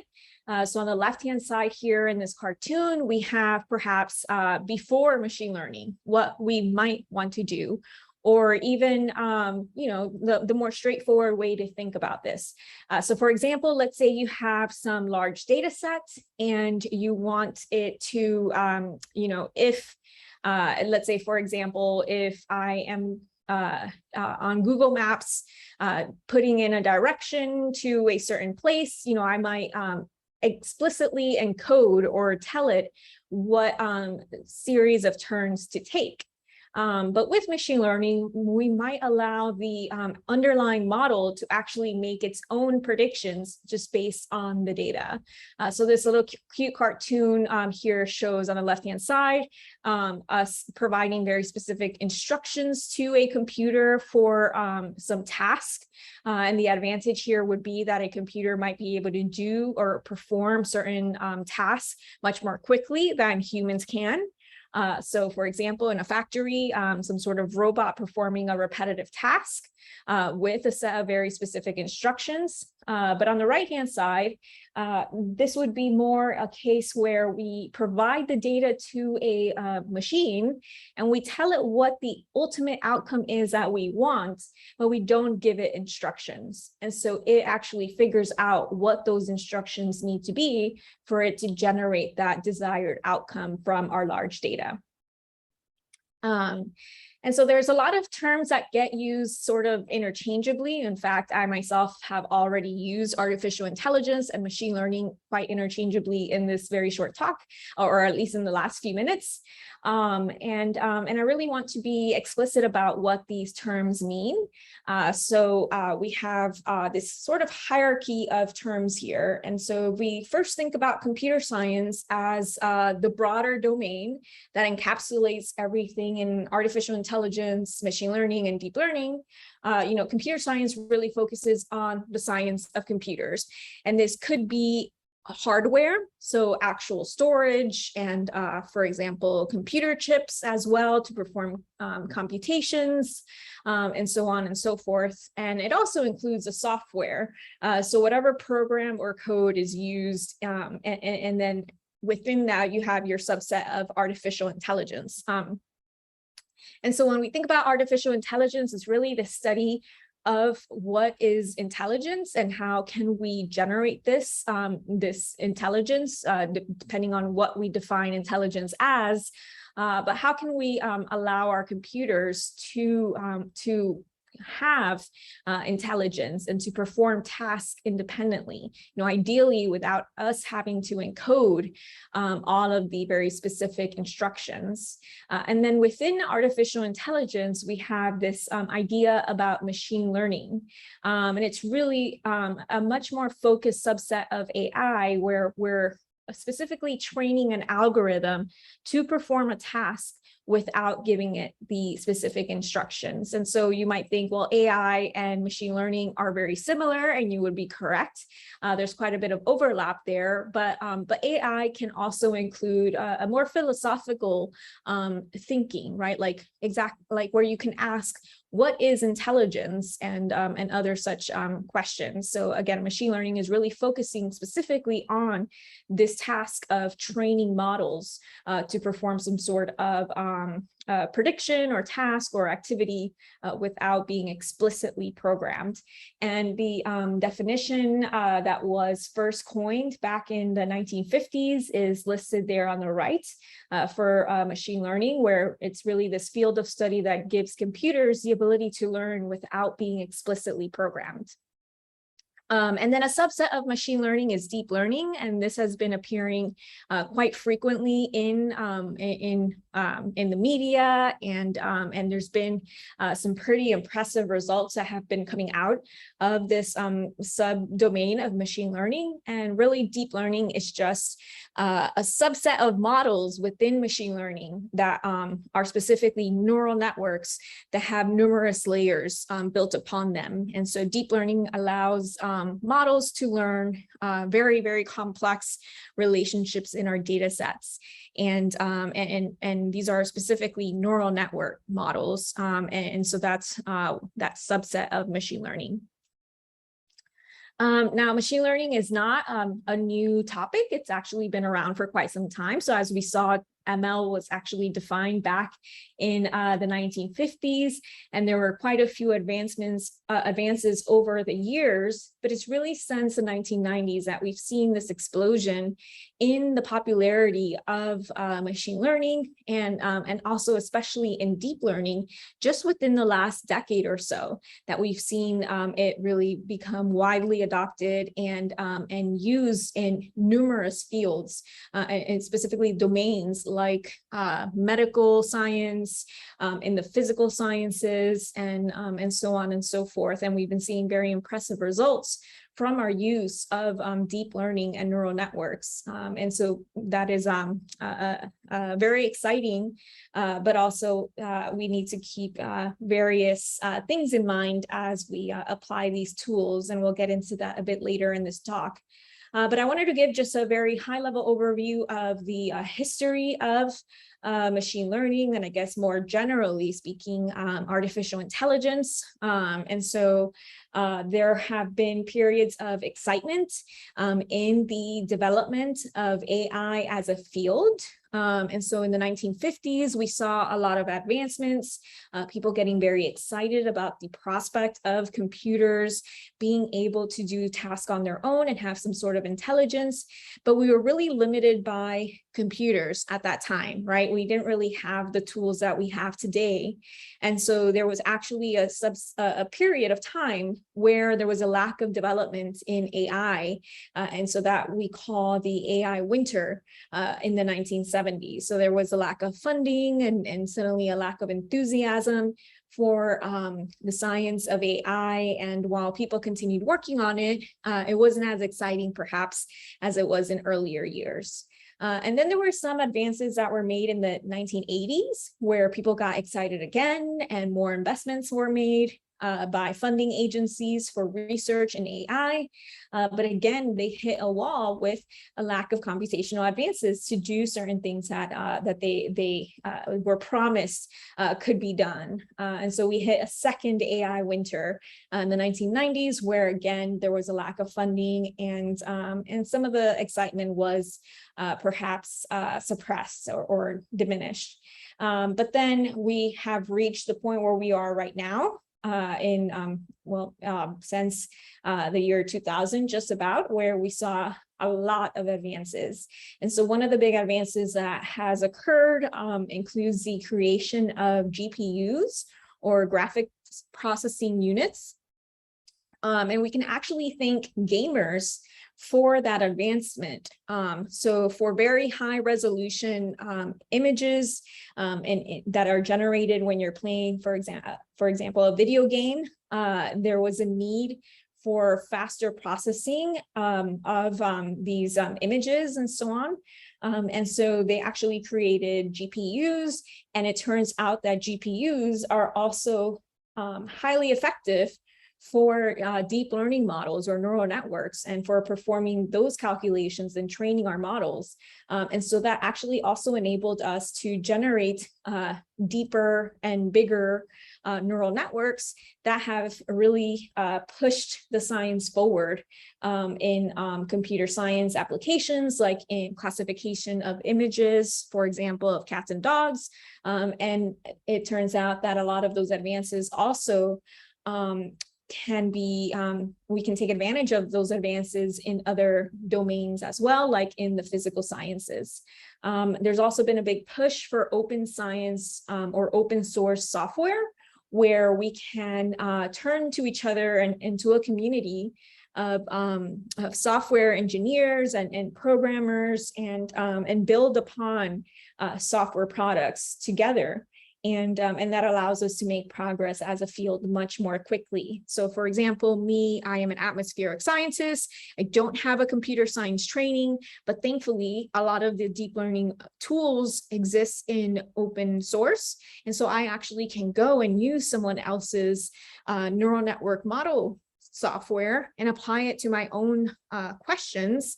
And that really allows me to make progress much more quickly in my science. So that's another big advancement. And I would say, importantly, also is the availability of very large data sets. So that's really like the third important thing that has occurred in just the last several years. So many people use, for example, social media. They upload their images to Facebook, to Twitter, Instagram, or whatever other social media platform is used.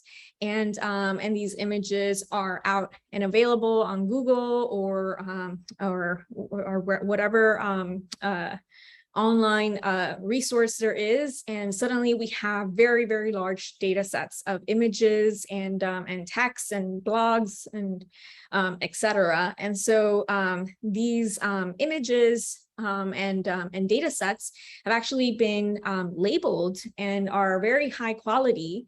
And they've also enabled us to use these data and train models and then benchmark them. So meaning if I create a model that can classify cats and dogs, then I can tell people what my score is for accuracy.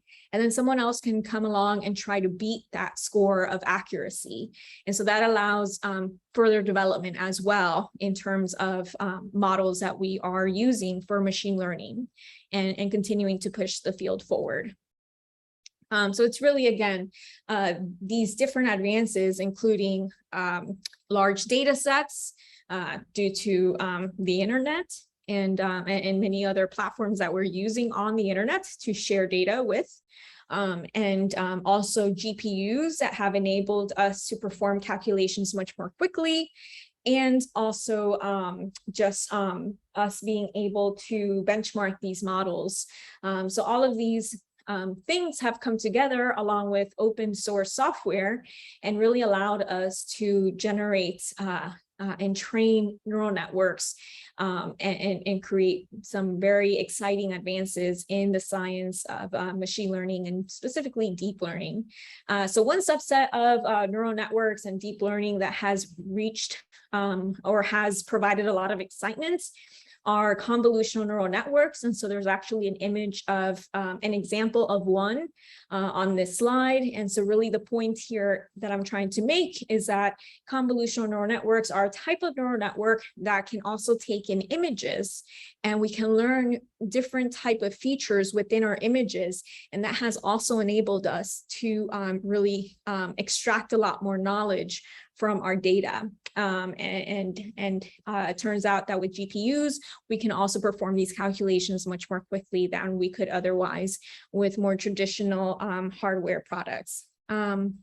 And so with that, I will go ahead and move on to the second subsection, but I want to go ahead and take a quick pause to ask if anyone has any questions or or just share thoughts on what we currently shared.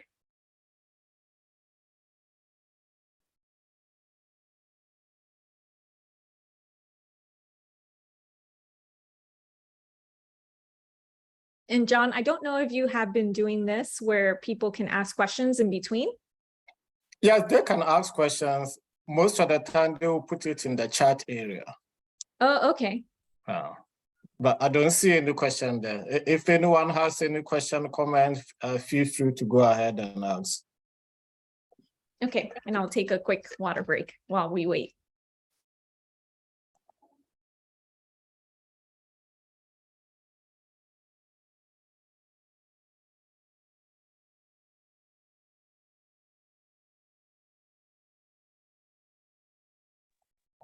All right, I will go ahead and continue, I think.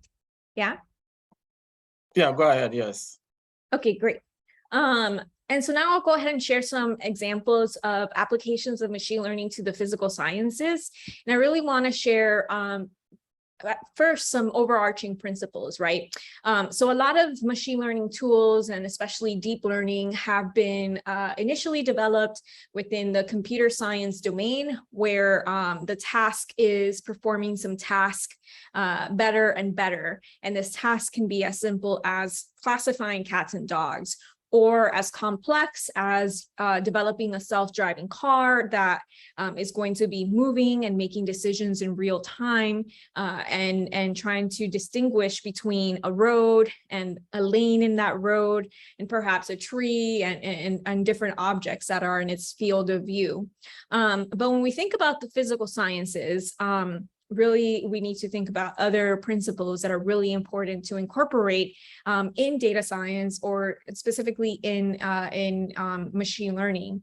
And it's really that we need to incorporate our own domain knowledge of the field, right? And so, for example, we may want to encode some physical constraints in our neural networks or machine learning models, where they can't be broken. So for example, precipitation, if I am predicting precipitation, I can't predict negative precipitation, right? So that's not a physical thing that happens in the real world, but machine learning models don't know that right out of the box, and they may not actually learn that from data. Even though there isn't negative precipitation in our data, they may not be able to generate that information. So another concept that's really important to encode in our machine learning models or incorporate in our machine learning models is this idea of robustness.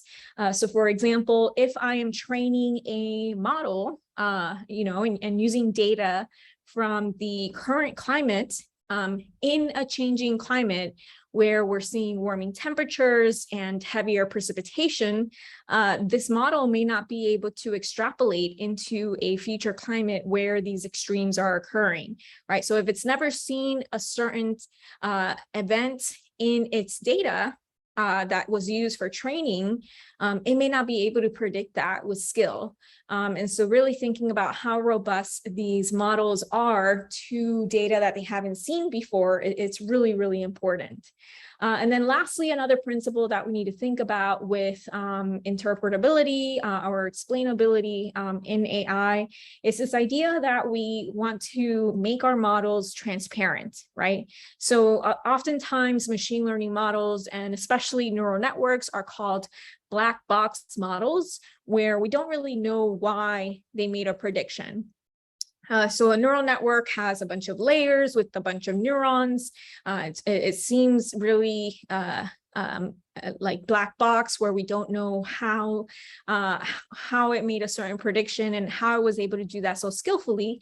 But generating tools that or applying tools that allow us to peek into that black box and try to understand why it was able to make certain predictions are really important for the physical sciences, because one, we want to understand the world and our physical world around us, but we also want to make sure that models are making the right predictions for the right reasons.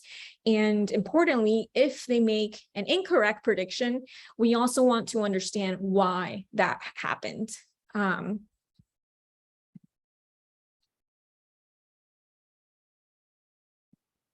And I see a question about some of the challenges in ML for the physical science. That's a great question. I'll go ahead and leave that for the end of this subsection. Remind me if I seem to have forgotten to address that. But then we also want to think about where machine learning may fit in the Earth system modeling workflow. So in my job, oftentimes I may run some sort of numerical model. So for example, if we think of our weather predictions, like 5 days from now, it is going to rain in Maryland. And so the way that prediction is traditionally made without machine learning or data science is we have some set of physical equations, and these are embedded in some numerical model that runs forward in time. And so before that model starts running forward in time, we have to give it some sort of initial state or some observations of what is currently happening right now in, for example, Maryland. And so I might tell this physical model like, hi, it's currently very sunny in Maryland. But by the way, upstream across, let's say, West Virginia and the Midwest, we see that there is a storm developing. And so then we initialize this physical model with these conditions.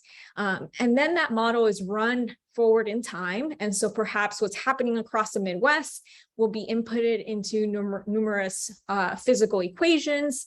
Then that storm moves eastward, impacts Maryland.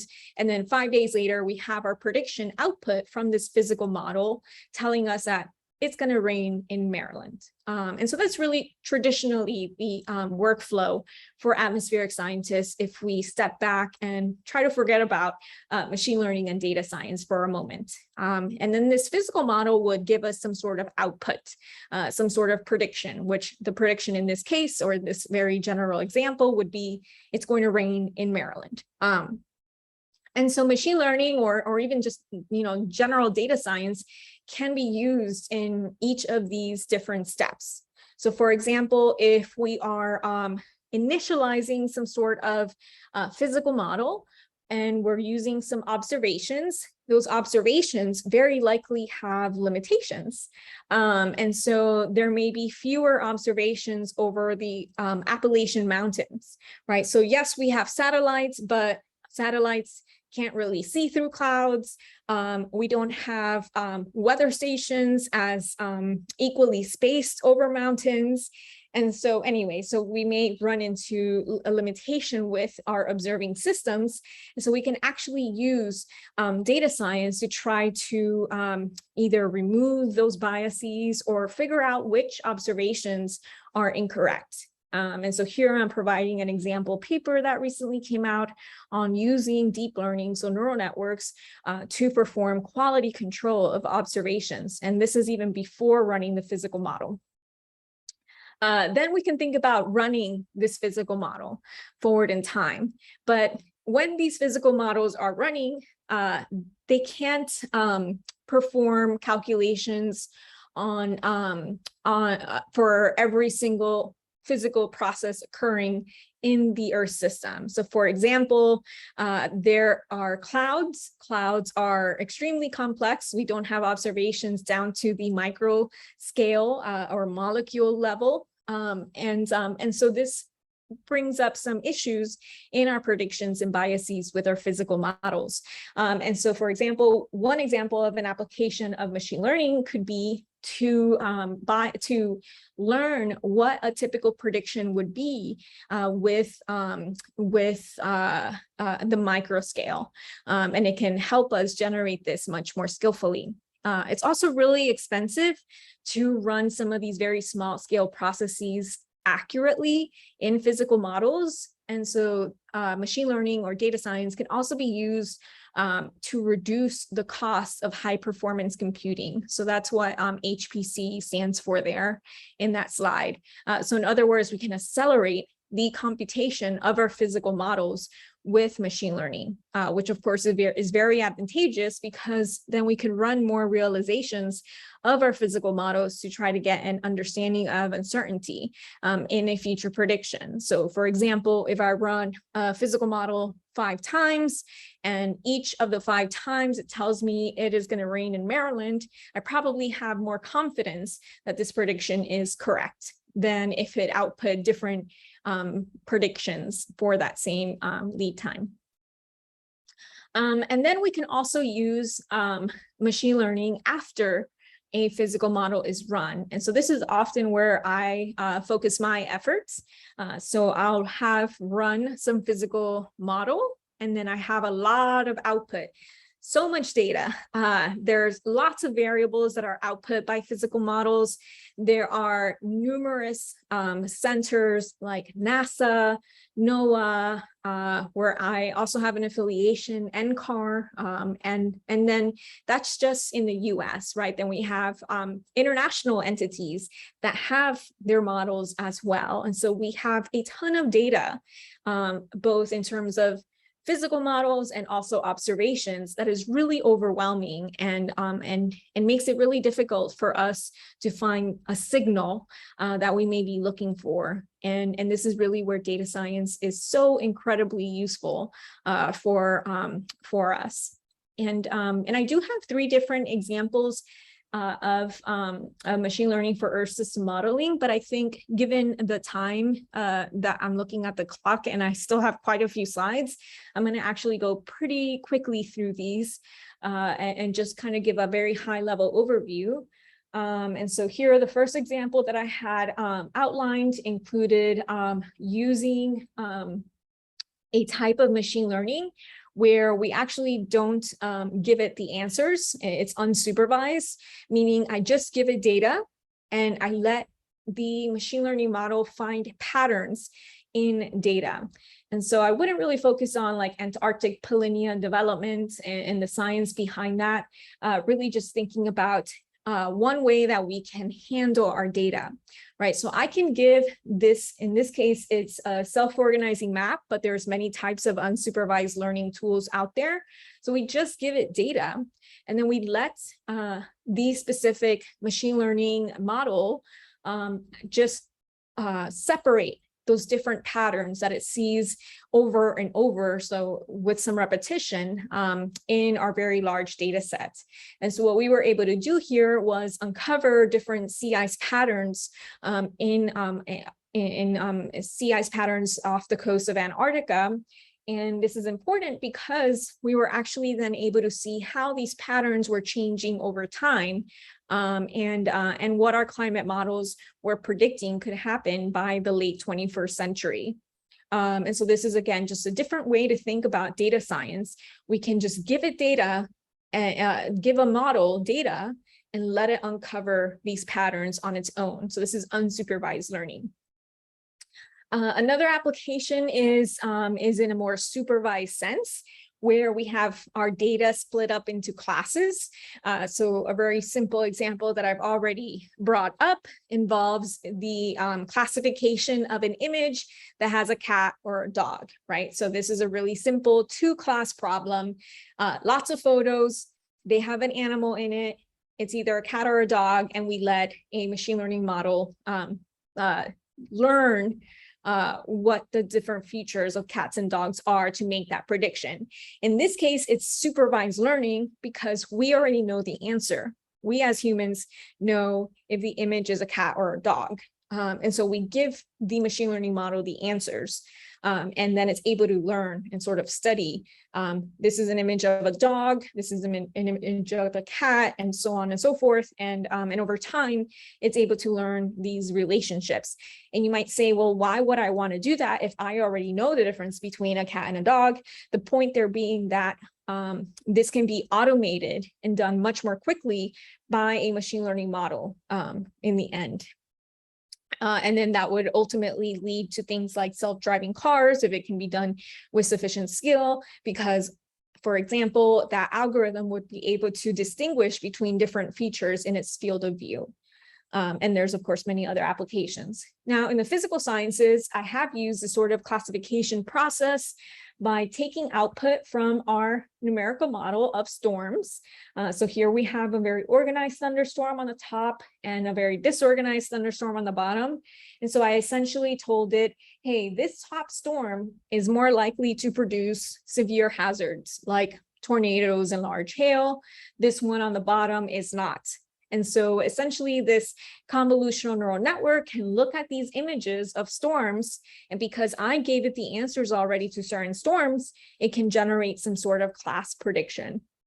This would be useful if then it would be able to look at output from a numerical model when we're generating predictions and automatically tell forecasters the likelihood of a storm producing a severe hazard. And so I'll go ahead and skip these slides. And then a last example is also in a supervised setting where we can generate predictions of actual, for example, temperature. And so this would also be a supervised learning setting where we have lots of examples of predictions into the future of temperature from a physical model. So we can go back in time and generate fake predictions with our physical model and train it using this information. And then as we head forward in time into the future, we can keep generating predictions. And so essentially, again, this model would look at lots of data, lots of past examples of an initial state and a future temperature fields, and then learn that relationship between those two output fields, and then eventually learn to generate its own predictions based on some initial state. And I'll go ahead and skip these slides because it's more information than is needed. But with that, I'll go ahead and take a quick pause. I know we have one question in the chat, but I'm going to take a quick sip of water and let folks maybe ask questions if they have them. We still have 2 more subsections left.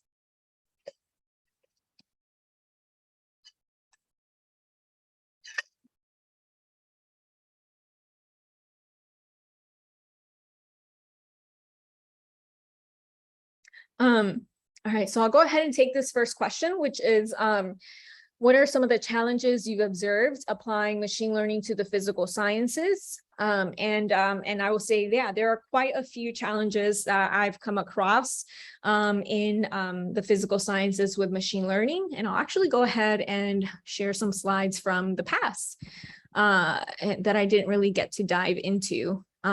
So one example of a challenge is when a neural network gets a storm classification wrong. So it turns out that if the object of interest is right at the edge of the image, it can actually miss that prediction. And so here we're looking at this thing called saliency maps, which are essentially where the neural network is putting its attention on an image to generate its prediction. And it's saying, hey, there's really strong rotation with the storm, which is a signature that it could produce severe weather. But because it was near the edge, it just wasn't really sure about it. And it said, this storm is not going to produce severe weather, when in fact, it had a pretty high likelihood. And I, as a forecaster, would probably say that's going to produce severe weather. And so this neural network got the prediction wrong. So one challenge is little things like this, like if a feature of interest is near the edge of an image, and that could be addressed in numerous ways where we generate predictions and stack the field of view of the neural network over different areas. And so perhaps we shift the field of focus numerous times so we can extend beyond the edge of a storm. But ultimately, there's always going to be a feature at the edge of the image, right, in the physical sciences. So this is always going to be a limitation. And then another challenge could be, which didn't turn out to be a challenge here, but one that could be an issue is that we have climate change, and the distribution of our variables in our data are very different in our current climate versus what they could be in the future climate. So for example, storms in this data set in the current climate have a water vapor mixing ratio distribution that's here, and the red represents a future climate. And so you can see that we have 2 very different distributions of water vapor in the atmosphere in both of these climate simulations. And so that can pose issues when we're training machine learning models and thinking about when they see extremes or encounter extremes, they may not be skillful. In this specific application, it turned out to be okay. But I would say that's something to keep an eye on moving forward, and especially if we continue to see extremes that are really unprecedented. And I see we have another question in the chat, machine learning, global warming, and politics. Any comments on this? I'm not sure. I think it might, could you be more specific in the question? Because those are very big comments, very big things to comment on. This is John, right?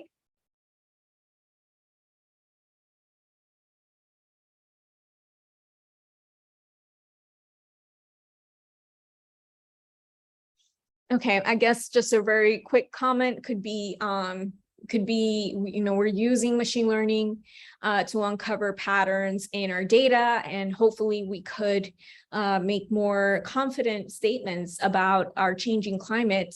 And as far as giving confidence to politicians making decisions, that could be something of hope.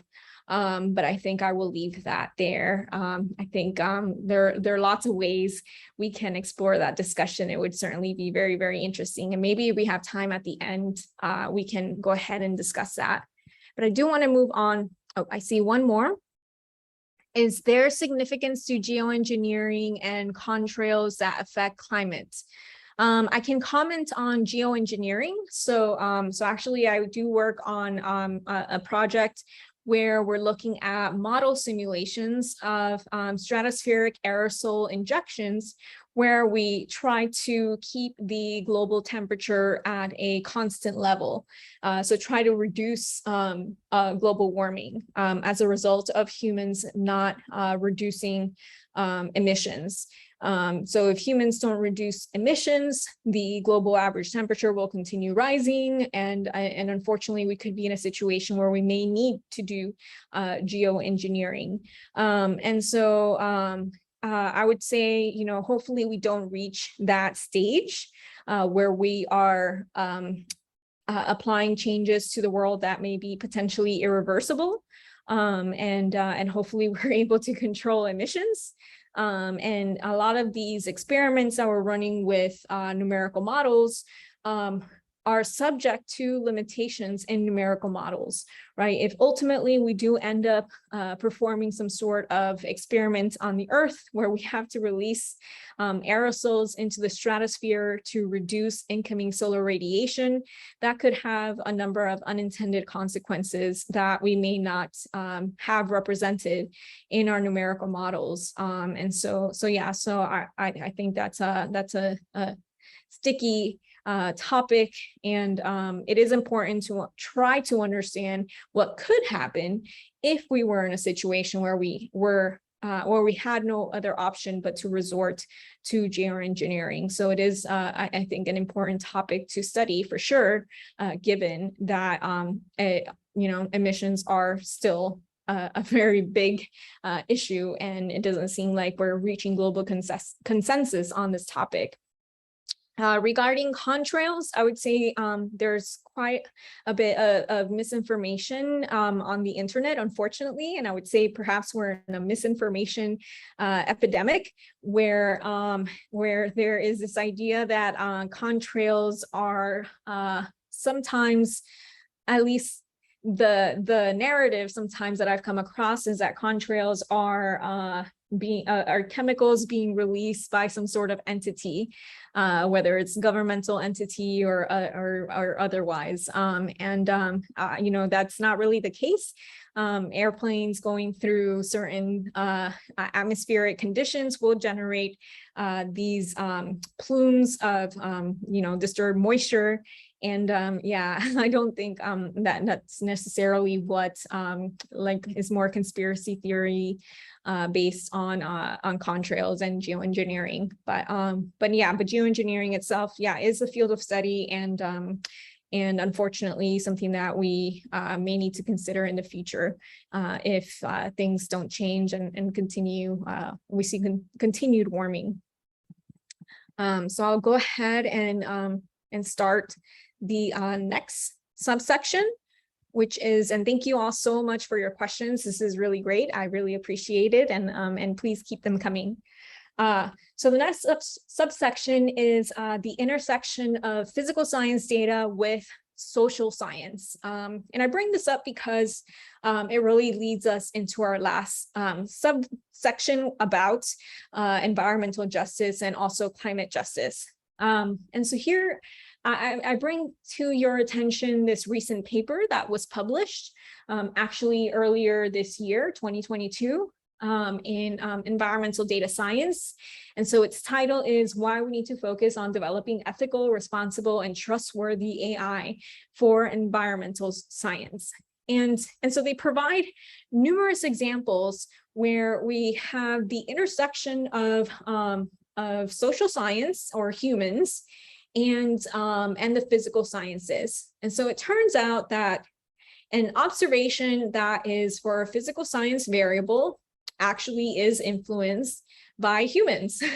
And so I think a lot of physical scientists traditionally have not really thought so much about biases that could potentially exist in observations, because because you may just think that, for example, a measurement of temperature is just that, it's just a measurement of temperature. But the truth is that our measurements of temperatures are based on systems that were deployed by humans, meaning our observing systems were placed in certain locations based on decisions that were made by humans. And so that might give a preference to a certain subsection of the population. And then when we are using this data in data science or training machine learning models with this data, we may have biases or issues that leak into our models and our data science analyses and can negatively impact or inadvertently a certain subsection of the community. And so, for example, here we have a figure from this paper that I just shared with you, which has overlaid, you have little counties here that you can see in the background. And this is the population of Black Americans. And then overlaid are radius, or you have a circle of radar coverage. So radars are systems that deploy a signal like Doppler radar, and then that would hit certain particles in the air, and you can visualize storms and the intensity of precipitation associated with storms and the likelihood potentially of a storm producing hail or some other precipitation. And so what we have unfortunately emerged from this data set is that there is a lack of radar coverage in over counties that have a higher share of a Black population. And so this means that if I were to look at observations from radars and I were to train a machine learning model using these observations, we have a bias where we have fewer observations occurring over certain geographical areas. And so it's possible that a machine learning model could learn these biases.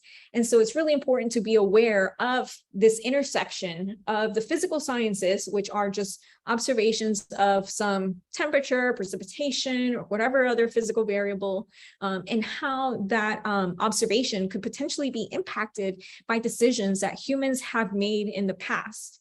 And this is systemic, right? It could have been, it may have not been done purposefully, but it does have very serious implications for us as we move forward and are using data science for the physical sciences. And so here we have another example also from the same paper. These are hail reports. So hail are these chunks of ice that fall from thunderstorms that are very intense thunderstorms.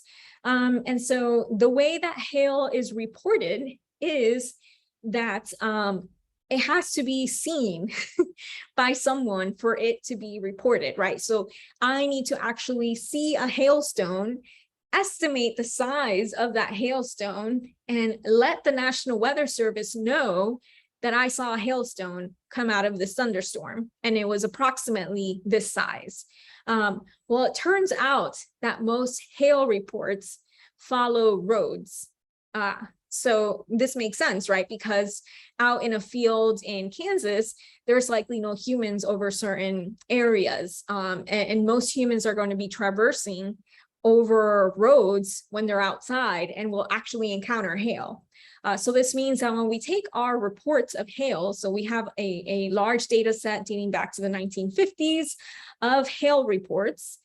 So this is a really important data set, and we may actually be using this data set for some sort of data science projects. And suddenly it turns out that we have a very strong bias that hail only follows roads.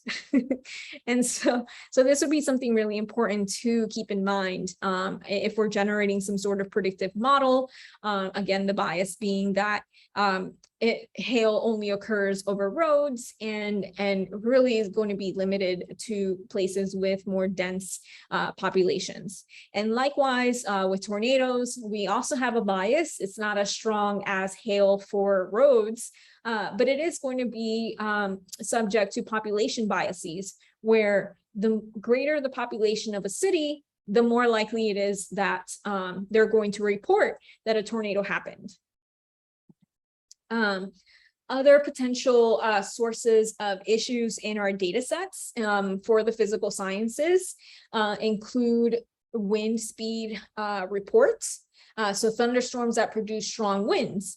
As humans in, let's say, the DC, Maryland, Virginia area, we do encounter thunderstorms quite a bit, right? But the issue is, and sometimes these storms may produce very strong winds. And that's not just a case for the DMV area, but also for many other places that encounter thunderstorms. You're likely not going to be outside measuring wind speed in the middle of a thunderstorm, right? That would not be safe. And so we estimate the wind speed from a wind gust that is produced by a thunderstorm based on the damage that occurs. So for example, if a really strong wind gust happens and it knocks down a tree, then we can sort of make some general estimate as to what that wind speed was. It turns out that that's not a good way to do things, as one would suspect. And there are very, very strong biases in our data set of wind speeds produced by thunderstorms. There are also times when humans are being goofy and mess with data sets in the physical sciences outright. And so someone actually hacked the reporting of storm reports and decided to make an outline with storm reports of the state of Alabama. So here you see more reports along the borders of Alabama. So you can imagine a situation where someone might be unfortunately hacking a storm reporting data set in real time and outputting these reports. This is really unfortunate because it would be confusing for someone at a National Weather Service office. So with NOAA, trying to warn the public about certain storm reports, this would be confusing. And then also if we think about our own data sets, when we're using them for some data science application later in time, this would also be problematic for us to try to filter out whether a storm report happened or it was some sort of hacker just putting out a storm report. And then sometimes the weather itself can create problems for us. So for example, in this case from this paper, there's an example of a weather station that was damaged following a very strong wind gust from a storm. I myself went through a hurricane when I was a child, and this storm knocked down the radar from the National Hurricane Center in Miami, and we actually had no more radar data at that point when the storm was incredibly intense. So the weather itself can generate inconsistencies in our own data sets when we're using them for historical purposes and then using that for some data science application to try to generate predictions. We might suddenly have some drop off in data availability or issues that arise in our data sets that we may not know. And so this is the last slide for this subsection, and I see that we have one question already, so that's really great. I'm excited. Thank you. And I just want to share that we are currently thinking about the ways that we combine physical science data sets with social science data sets. And some of the challenges that could potentially arise when we're trying to merge products. So for example, when we're overlaying radar coverage and county data based on, let's say, some sort of racial identity and the percent of population there are inconsistencies in these data sets, right? We may not have census data or population information at the same intervals as we have physical science data sets. So we may have some gaps in tracking humans. There are also privacy concerns with social science data. There are also potential issues with undocumented populations and immigrants where we may not have information on their numbers because of, obvious reasons. If they're undocumented, they don't want to report themselves. And so there are lots of issues that can arise and uncertainties that can propagate when we're trying to merge products, right? So we're going to have limitations in our own physical science data sets, as we just saw. And there are also limitations in social science data sets. And when we're trying to merge these products together to try to uncover biases or issues, there are more issues that can propagate. And so we're actually currently working on a publication where we're suggesting solutions to some of these issues that can arise. And so I'd be happy to share that at a later time in an email with everyone to share some of the takeaways from this sort of analysis. And so with that, I'll go ahead and do our last pause before our final pause. And the next subsection is going to focus on environmental health and justice implications for data science and these data sets. So I'll go ahead and take a quick pause, let anyone gather their thoughts. I know we have one question already in the chat that I'll go ahead and answer next. And in the meantime, I'm going to take a quick sip of water.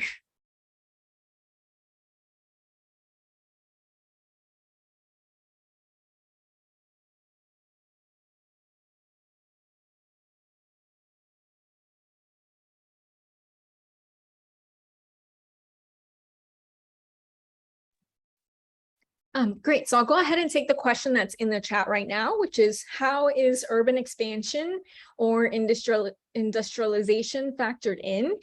So thanks so much for this question. This is a really great question, and one that has been addressed in some recent papers. Urban expansion, would influence population. And so you'd have some population biases over time in some sort of physical science data set. And so this is a real problem for hail reports and tornado reports, because suddenly you have hail occurring in areas where humans didn't really live before, or there wasn't a dense enough population to receive these reports over places in the plains, perhaps 1950s as compared to today. And so if I'm trying to look at a climate change signal in hail reports, I might say that there's going to be more hail in the future. We're seeing hail reports increase as a result of climate change. And this would be a false conclusion, right? Because we don't have enough information. We know that hail reports are going to increase if there are more humans reporting them, these events. And so that's a potential limitation that can arise from a limitation with a data set, and we can make a false statement on climate change. So I hope that makes sense. Right. So because we have increased population, we're going to have more reports of severe events, and that needs to be accounted for so that we don't make false statements about climate change regarding that specific hazard. Urbanization also means that, urban expansion also means that things like heat islands are going to be impacting more people, right? If we have more concrete expanding outwards, that's going to result in temperatures getting hotter as a result of concrete heating up more.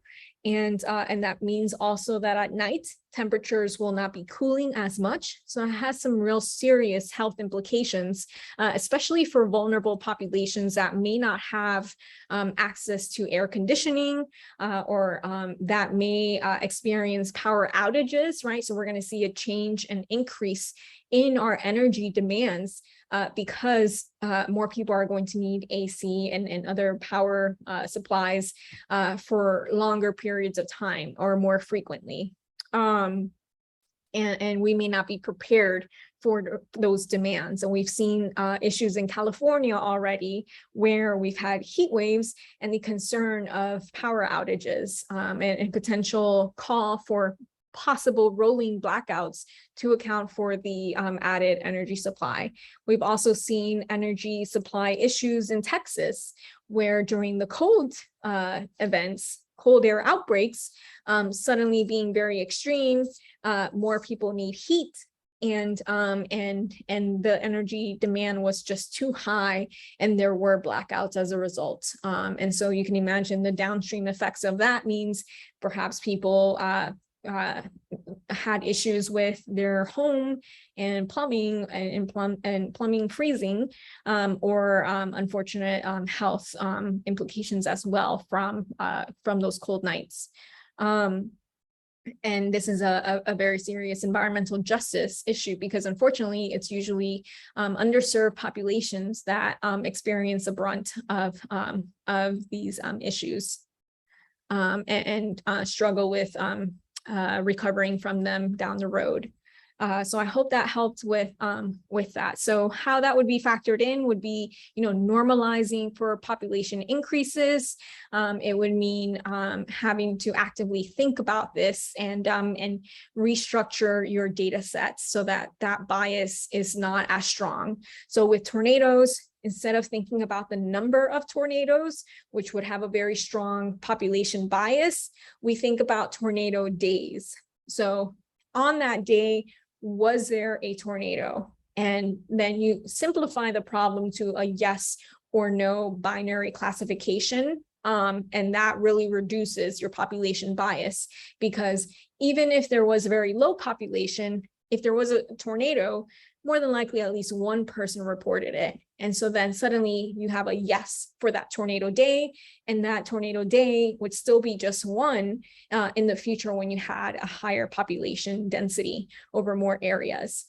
So I hope that makes sense. So that would be like one potential way, right? Instead of using it as a regression where you have a number of reports or a certain value of frequency, you could normalize it in a way that it's just a binary classification. And so you're reducing the impact of a population bias in that example. And so now I'll go ahead and switch gears to the next subsection, which is environmental health and justice implications. And I'll do a quick time check. So I see we have about 20 minutes. Great. And so I want to talk a little bit about ethics in AI more broadly. So not really thinking about the physical sciences so much right now, and just thinking about this recent example that went viral on Twitter, which was this model that was, shared and trained in the tech sector, and many people were very excited about it because it was generating state-of-the-art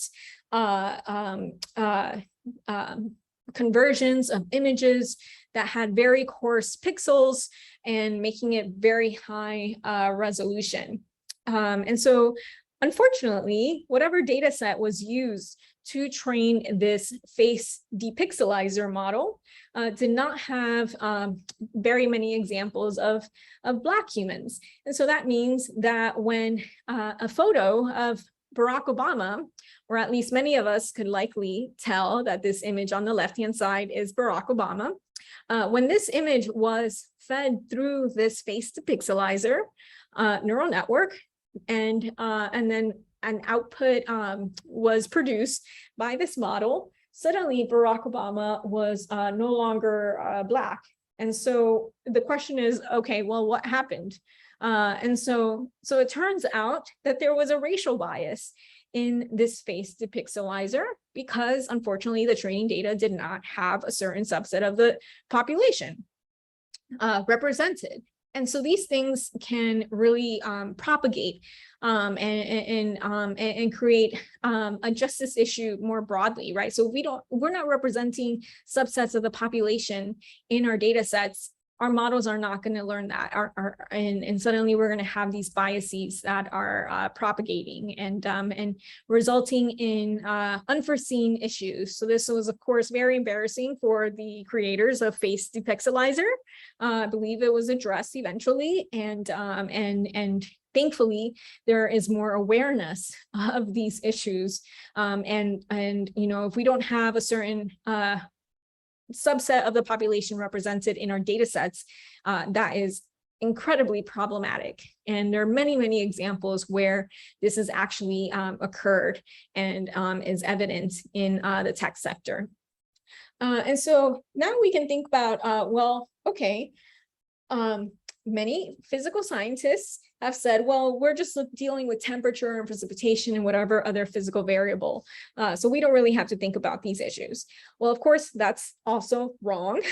And we do need to think about these issues. And so I shared this image of, again, the overlay of radar coverage and the percentage of Black populations in certain counties and how we have a lack of radar observations in these population areas. And so this is extremely problematic, right? If we don't think about this, if we don't even acknowledge this is an issue, and we just move forward with training a machine learning model to perform a task that involves these data products of radars, we may end up in a situation like this, where suddenly we are generating incorrect predictions for a certain subset of the population, and that is not okay.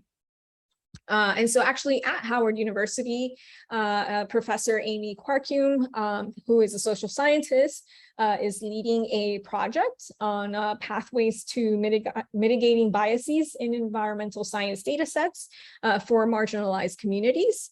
And so this project is in collaboration with myself and 2 other scientists at the National Center for Atmospheric Research. And really the main thrust of this project is the fact that there are societal biases that exist in our Earth system science data, and raising awareness of these biases, because if they're not accounted for, then we're going to have leakage of these systemic biases in our predictions and our data science analyses. And so we also need to think about what this means for very high stakes tasks, right? So for example, if a machine learning model is going to be predicting a tornado occurrence, that has some very scary and very serious implications for the public. And so we really need to make sure that we are accounting for any of these potential issues so that we're not continuing to deal with injustices in the environmental sciences. And so some of the areas of focus here include air quality in Louisiana. So it turns out that humans in certain neighborhoods in Louisiana, specifically like the Cancer Alley, are reporting that air quality is not good. And of course, EPA sensors are not placed everywhere uniformly, and they might not be available in certain neighborhoods, and they might be reporting good air quality over certain neighborhoods where there is a different subset of the population. And so we're looking into some of these air quality measurement discrepancies with what we're hearing from humans that live in certain neighborhoods. There are also issues with weather disasters, like in Texas, where we've had power outages due to cold. And so here there's an image from Time Magazine from February 15, 2021. So this was about a very serious cold air outbreak and power outages that resulted from a very cold air outbreak. And in Florida, of course, we deal with tropical cyclones. We just had Hurricane Ian make landfall in Western Florida, destroyed a substantial amount of infrastructure over the Fort Myers Beach area, and so again, we're going to have more events like that occurring in the future. And there's also an intersection with transportation, right? So a lot of AI is being used for transportation, whether it means self-driving cars or any other type of prediction system, like perhaps predicting snowfall and what that's going to look like over roads. You can also have an AI system that's trained to detect when roads are freezing or when there's snow covering a road, as seen in a video camera. And there are intersections there with AI and potential lack of observations, again, over certain areas.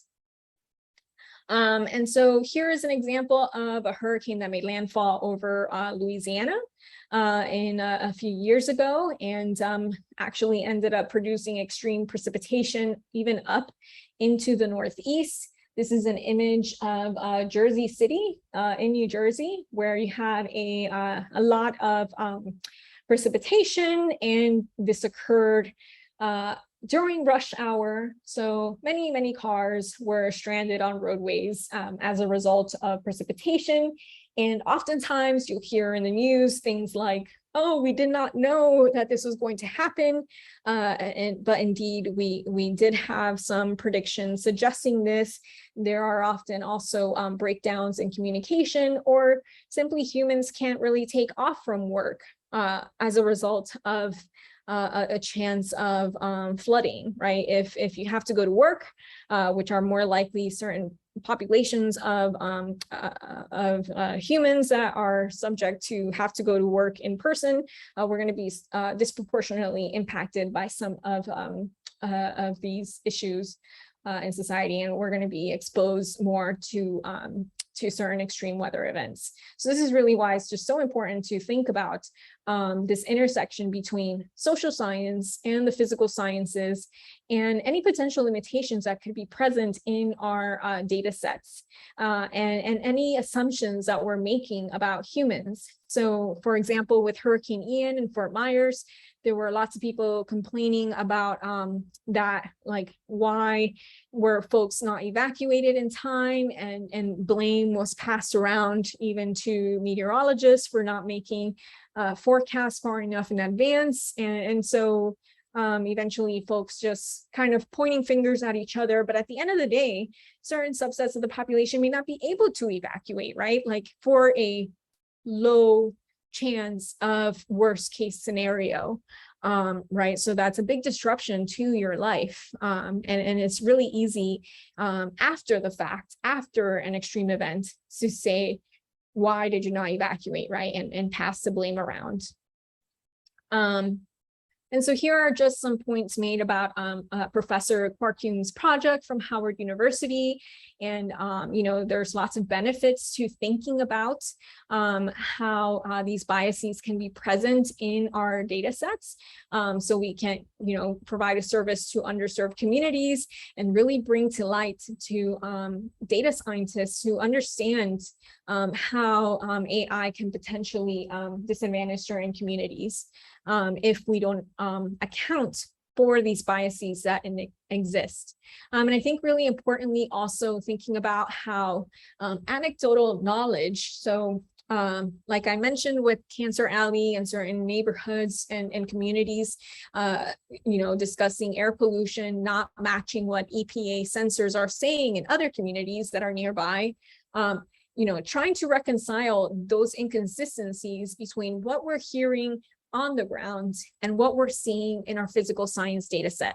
And as physical scientists, what can we do to fix these inconsistencies so that we can better serve communities? Ultimately, we're, you know, using data to try to help people.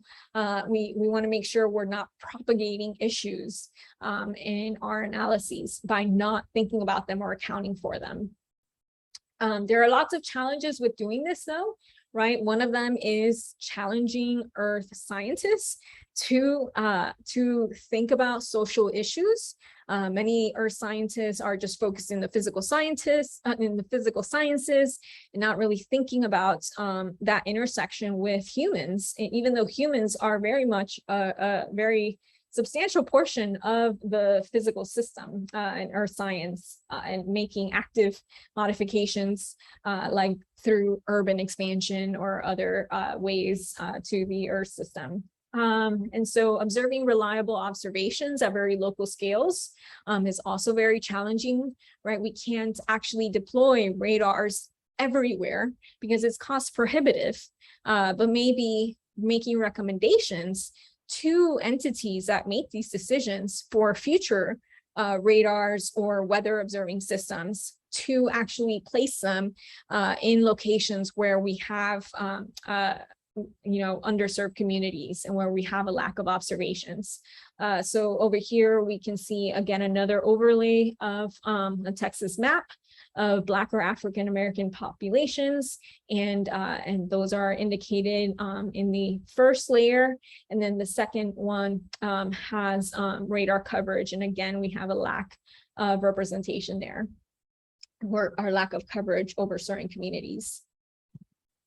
And so here is an example of a weather observing system. So another project that we're working at the University of Maryland is thinking about using machine learning to determine the optimal placement of weather stations, right? So if we could actually use machine learning to tell us how to reduce equity issues in our weather observing systems, and trying to use machine learning to address environmental injustices is just another way to think about reframing the use of these tools and these technological advances that we have to try to address some of these issues, instead of just focusing on improved prediction or improved coverage over certain areas. And this is incredibly important. I really just want to drive the point home here. I think I only have 2 slides left. It's important to think about environmental injustices because it's really these historically marginalized communities that are experiencing these disproportionate impacts to extreme weather events and also climate change. And so this has been actually published in quite a few journal articles very recently, where we have seen examples of disproportionate impacts to certain subsets of the community. And this is just going to continue happening. It's difficult for these communities at times to evacuate in advance of certain events because of the costs associated with doing so. And at times what may be perceived as a low chance of an extreme event happening, because by definition, extreme events don't happen very frequently. And so again, it's just really important to address these injustices. And if we're working with data, how can we do our part in at least the analysis that we're doing at that time? And ultimately, the use of data science for the physical sciences and in a long-term view with climate change is being done because we want to help humans, or should be done because we want to help humans and thinking about overall well-being and the health of the planet. And so I just want to urge you all to, maybe think about this in your analyses and the data sets that you're working with, and how these potential biases can propagate as you're working in data science. And so I guess with that, I will go ahead and stop and take any last questions or comments or discussion points that want to be raised. Thank you all for thank your you so attention. much, Dr. Mariana, for an excellent presentation. This is very great. So now question time. Any questions, comments from anyone?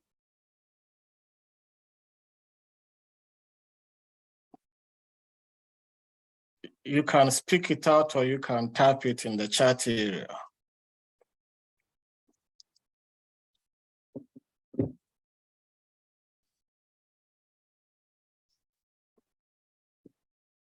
We can take a minute or two to let people think. Sometimes it takes me a moment to come up with my question.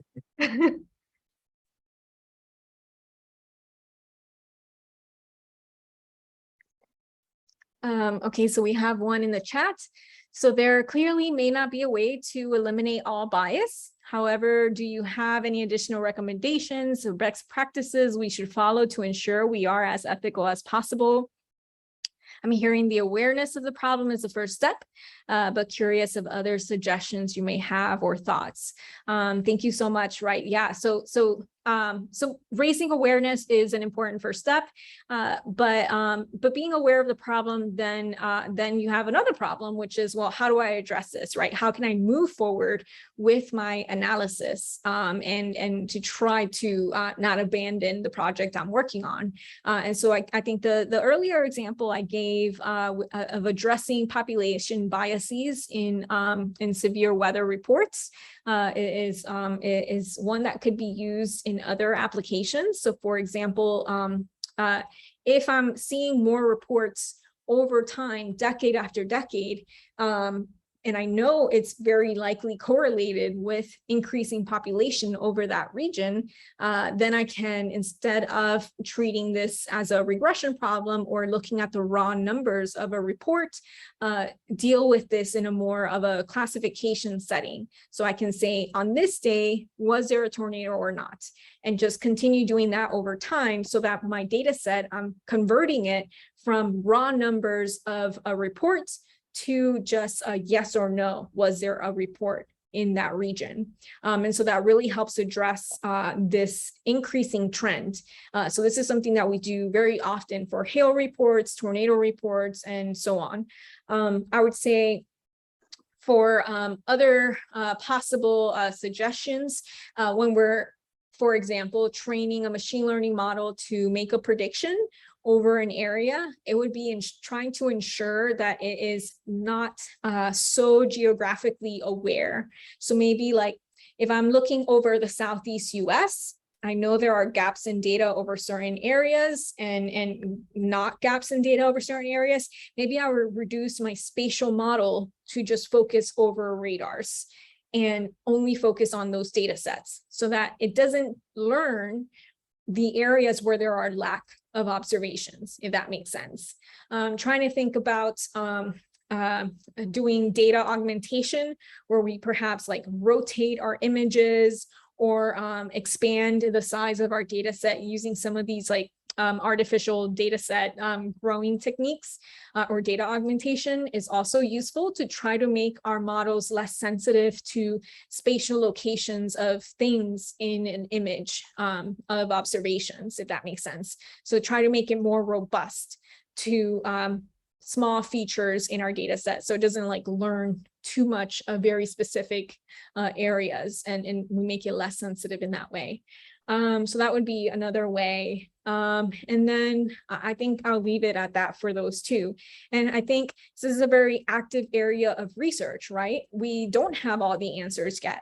And so we need more people to come up with more ways to address these data limitations, that some of which we may not even be aware of right now. Right, so we're thinking of these examples, but I would say a lot of these examples are perhaps the more obvious ones that we're thinking about. And so yeah, so there may still be other issues to uncover in our data sets, and then trying to come up with algorithm developments, generate algorithms that are less sensitive to these very, very small features in our data sets. That would also be that's a very active area of research, and one that we could continue to see more growth in. I see, how do we get data sets of climate change and health? So for data sets of climate change, I'll actually go ahead and give you a link right now. So NCAR, the place I have an entity affiliation with, has this thing called the Research Data Archive. I'm putting the link in the chat, which has lots of open source data sets for different products. I would say if you click on Find Data, and you look at, there's a whole section called atmospheric reanalysis data. These are could be regional or global, and have numerous physical science observations over time, sometimes like decade after decade. And so you can generate analyses that way. And so that's just one resource, but NOAA also has numerous data sets. I'll give you the one from the Storm Prediction Center, just because I use that quite a bit today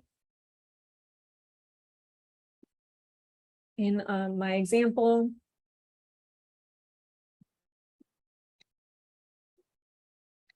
So you have to do a little digging in that website, but NOAA also has open source data sets. That's the Storm Prediction Center. So they deal with tornado, hail, and those damaging wind gusts, and then NOAA and CEI data set. This is another place that has lots of data products. for the physical sciences. Then for health, I think that might be a bit more complicated because I don't know what is identifiable. I'm sure that's an issue with sharing data on health, but I would probably turn to the NIH. So let's see, NIH data. NIH is the National Institute for Health, I think. But here I just put, is that it? Is that what that is? No, it's of health. Not Of health? Sorry. So yeah, so I just put in a link in the chat. So it looks like they do have data products available online. So that's pretty cool, actually. Yeah. And so I would turn to entities that are well established, like NIH, for health data, because I'm sure those are well documented, and perhaps there's already documentation that exists about some of the biases that could be present in that data. And then I see another question: can the political infrastructure impact data selection for analysis? Yes, absolutely. So I mean, even in unfortunately our voting system of involves county, like, or area, what is it called, gerrymandering, or I'm not a political person, like beyond voting and those activities, but certain areas can, for the electoral college, are outlined and unfortunately sometimes to benefit certain political parties. And so, yeah, so I think, you know, thinking about if you're doing some sort of political analysis in that way, then yeah, that could present some issues and biases for your specific analysis if it's relevant to that. So yeah, I'm sure there's many other ways that politics leaks into our data sets. There is another question in there that asks if it says, considering the data sets related to climate change and health. Yeah, I put some links It in says, the you chat. guess, machine learning may require supercomputers. Oh, the ML may require a supercomputer. I think it depends on the data set you're dealing with. So if you're dealing with a reanalysis product that has data around the globe for like 50 years, then perhaps that is going to be pretty expensive, but you'd be surprised. Like if you're only looking at temperature globally, that might be feasible on your laptop because it's just one variable, and that is not as expensive. You might also have one variable on a monthly basis. So thinking about the temporal scale that you're dealing with and trying to reduce it down to only what the information you need could really help you to actually work with data that you may not have thought you had enough storage for on your laptop. So I still run many analyses on my own laptop just because it's more convenient than having to log onto a server or supercomputer. And the storm report data that I shared from NOAA, you can most certainly do that on your laptop. That's just an Excel sheet with storm reports. And it just has latitude and longitude in that Excel sheet. And I would imagine health data is probably quite similar in that you may not need a supercomputer. I would think that's just like Excel sheets. All right, any question? Any more questions? If there are no further questions, again, Maria, thank you very much for a very informative and excellent presentation. If we have to do that again, I think I'm sure you'll be around to come up with new information for us. Thank you so much. And thank you all for coming. So we'll continue with the talks tomorrow. Tomorrow, I think the talk is on data science and social justice. And then there's another one on element and use of electronic health and records. So we'll see you all same time tomorrow. And again, thank you so much, Maria. All right, bye, everyone. Bye.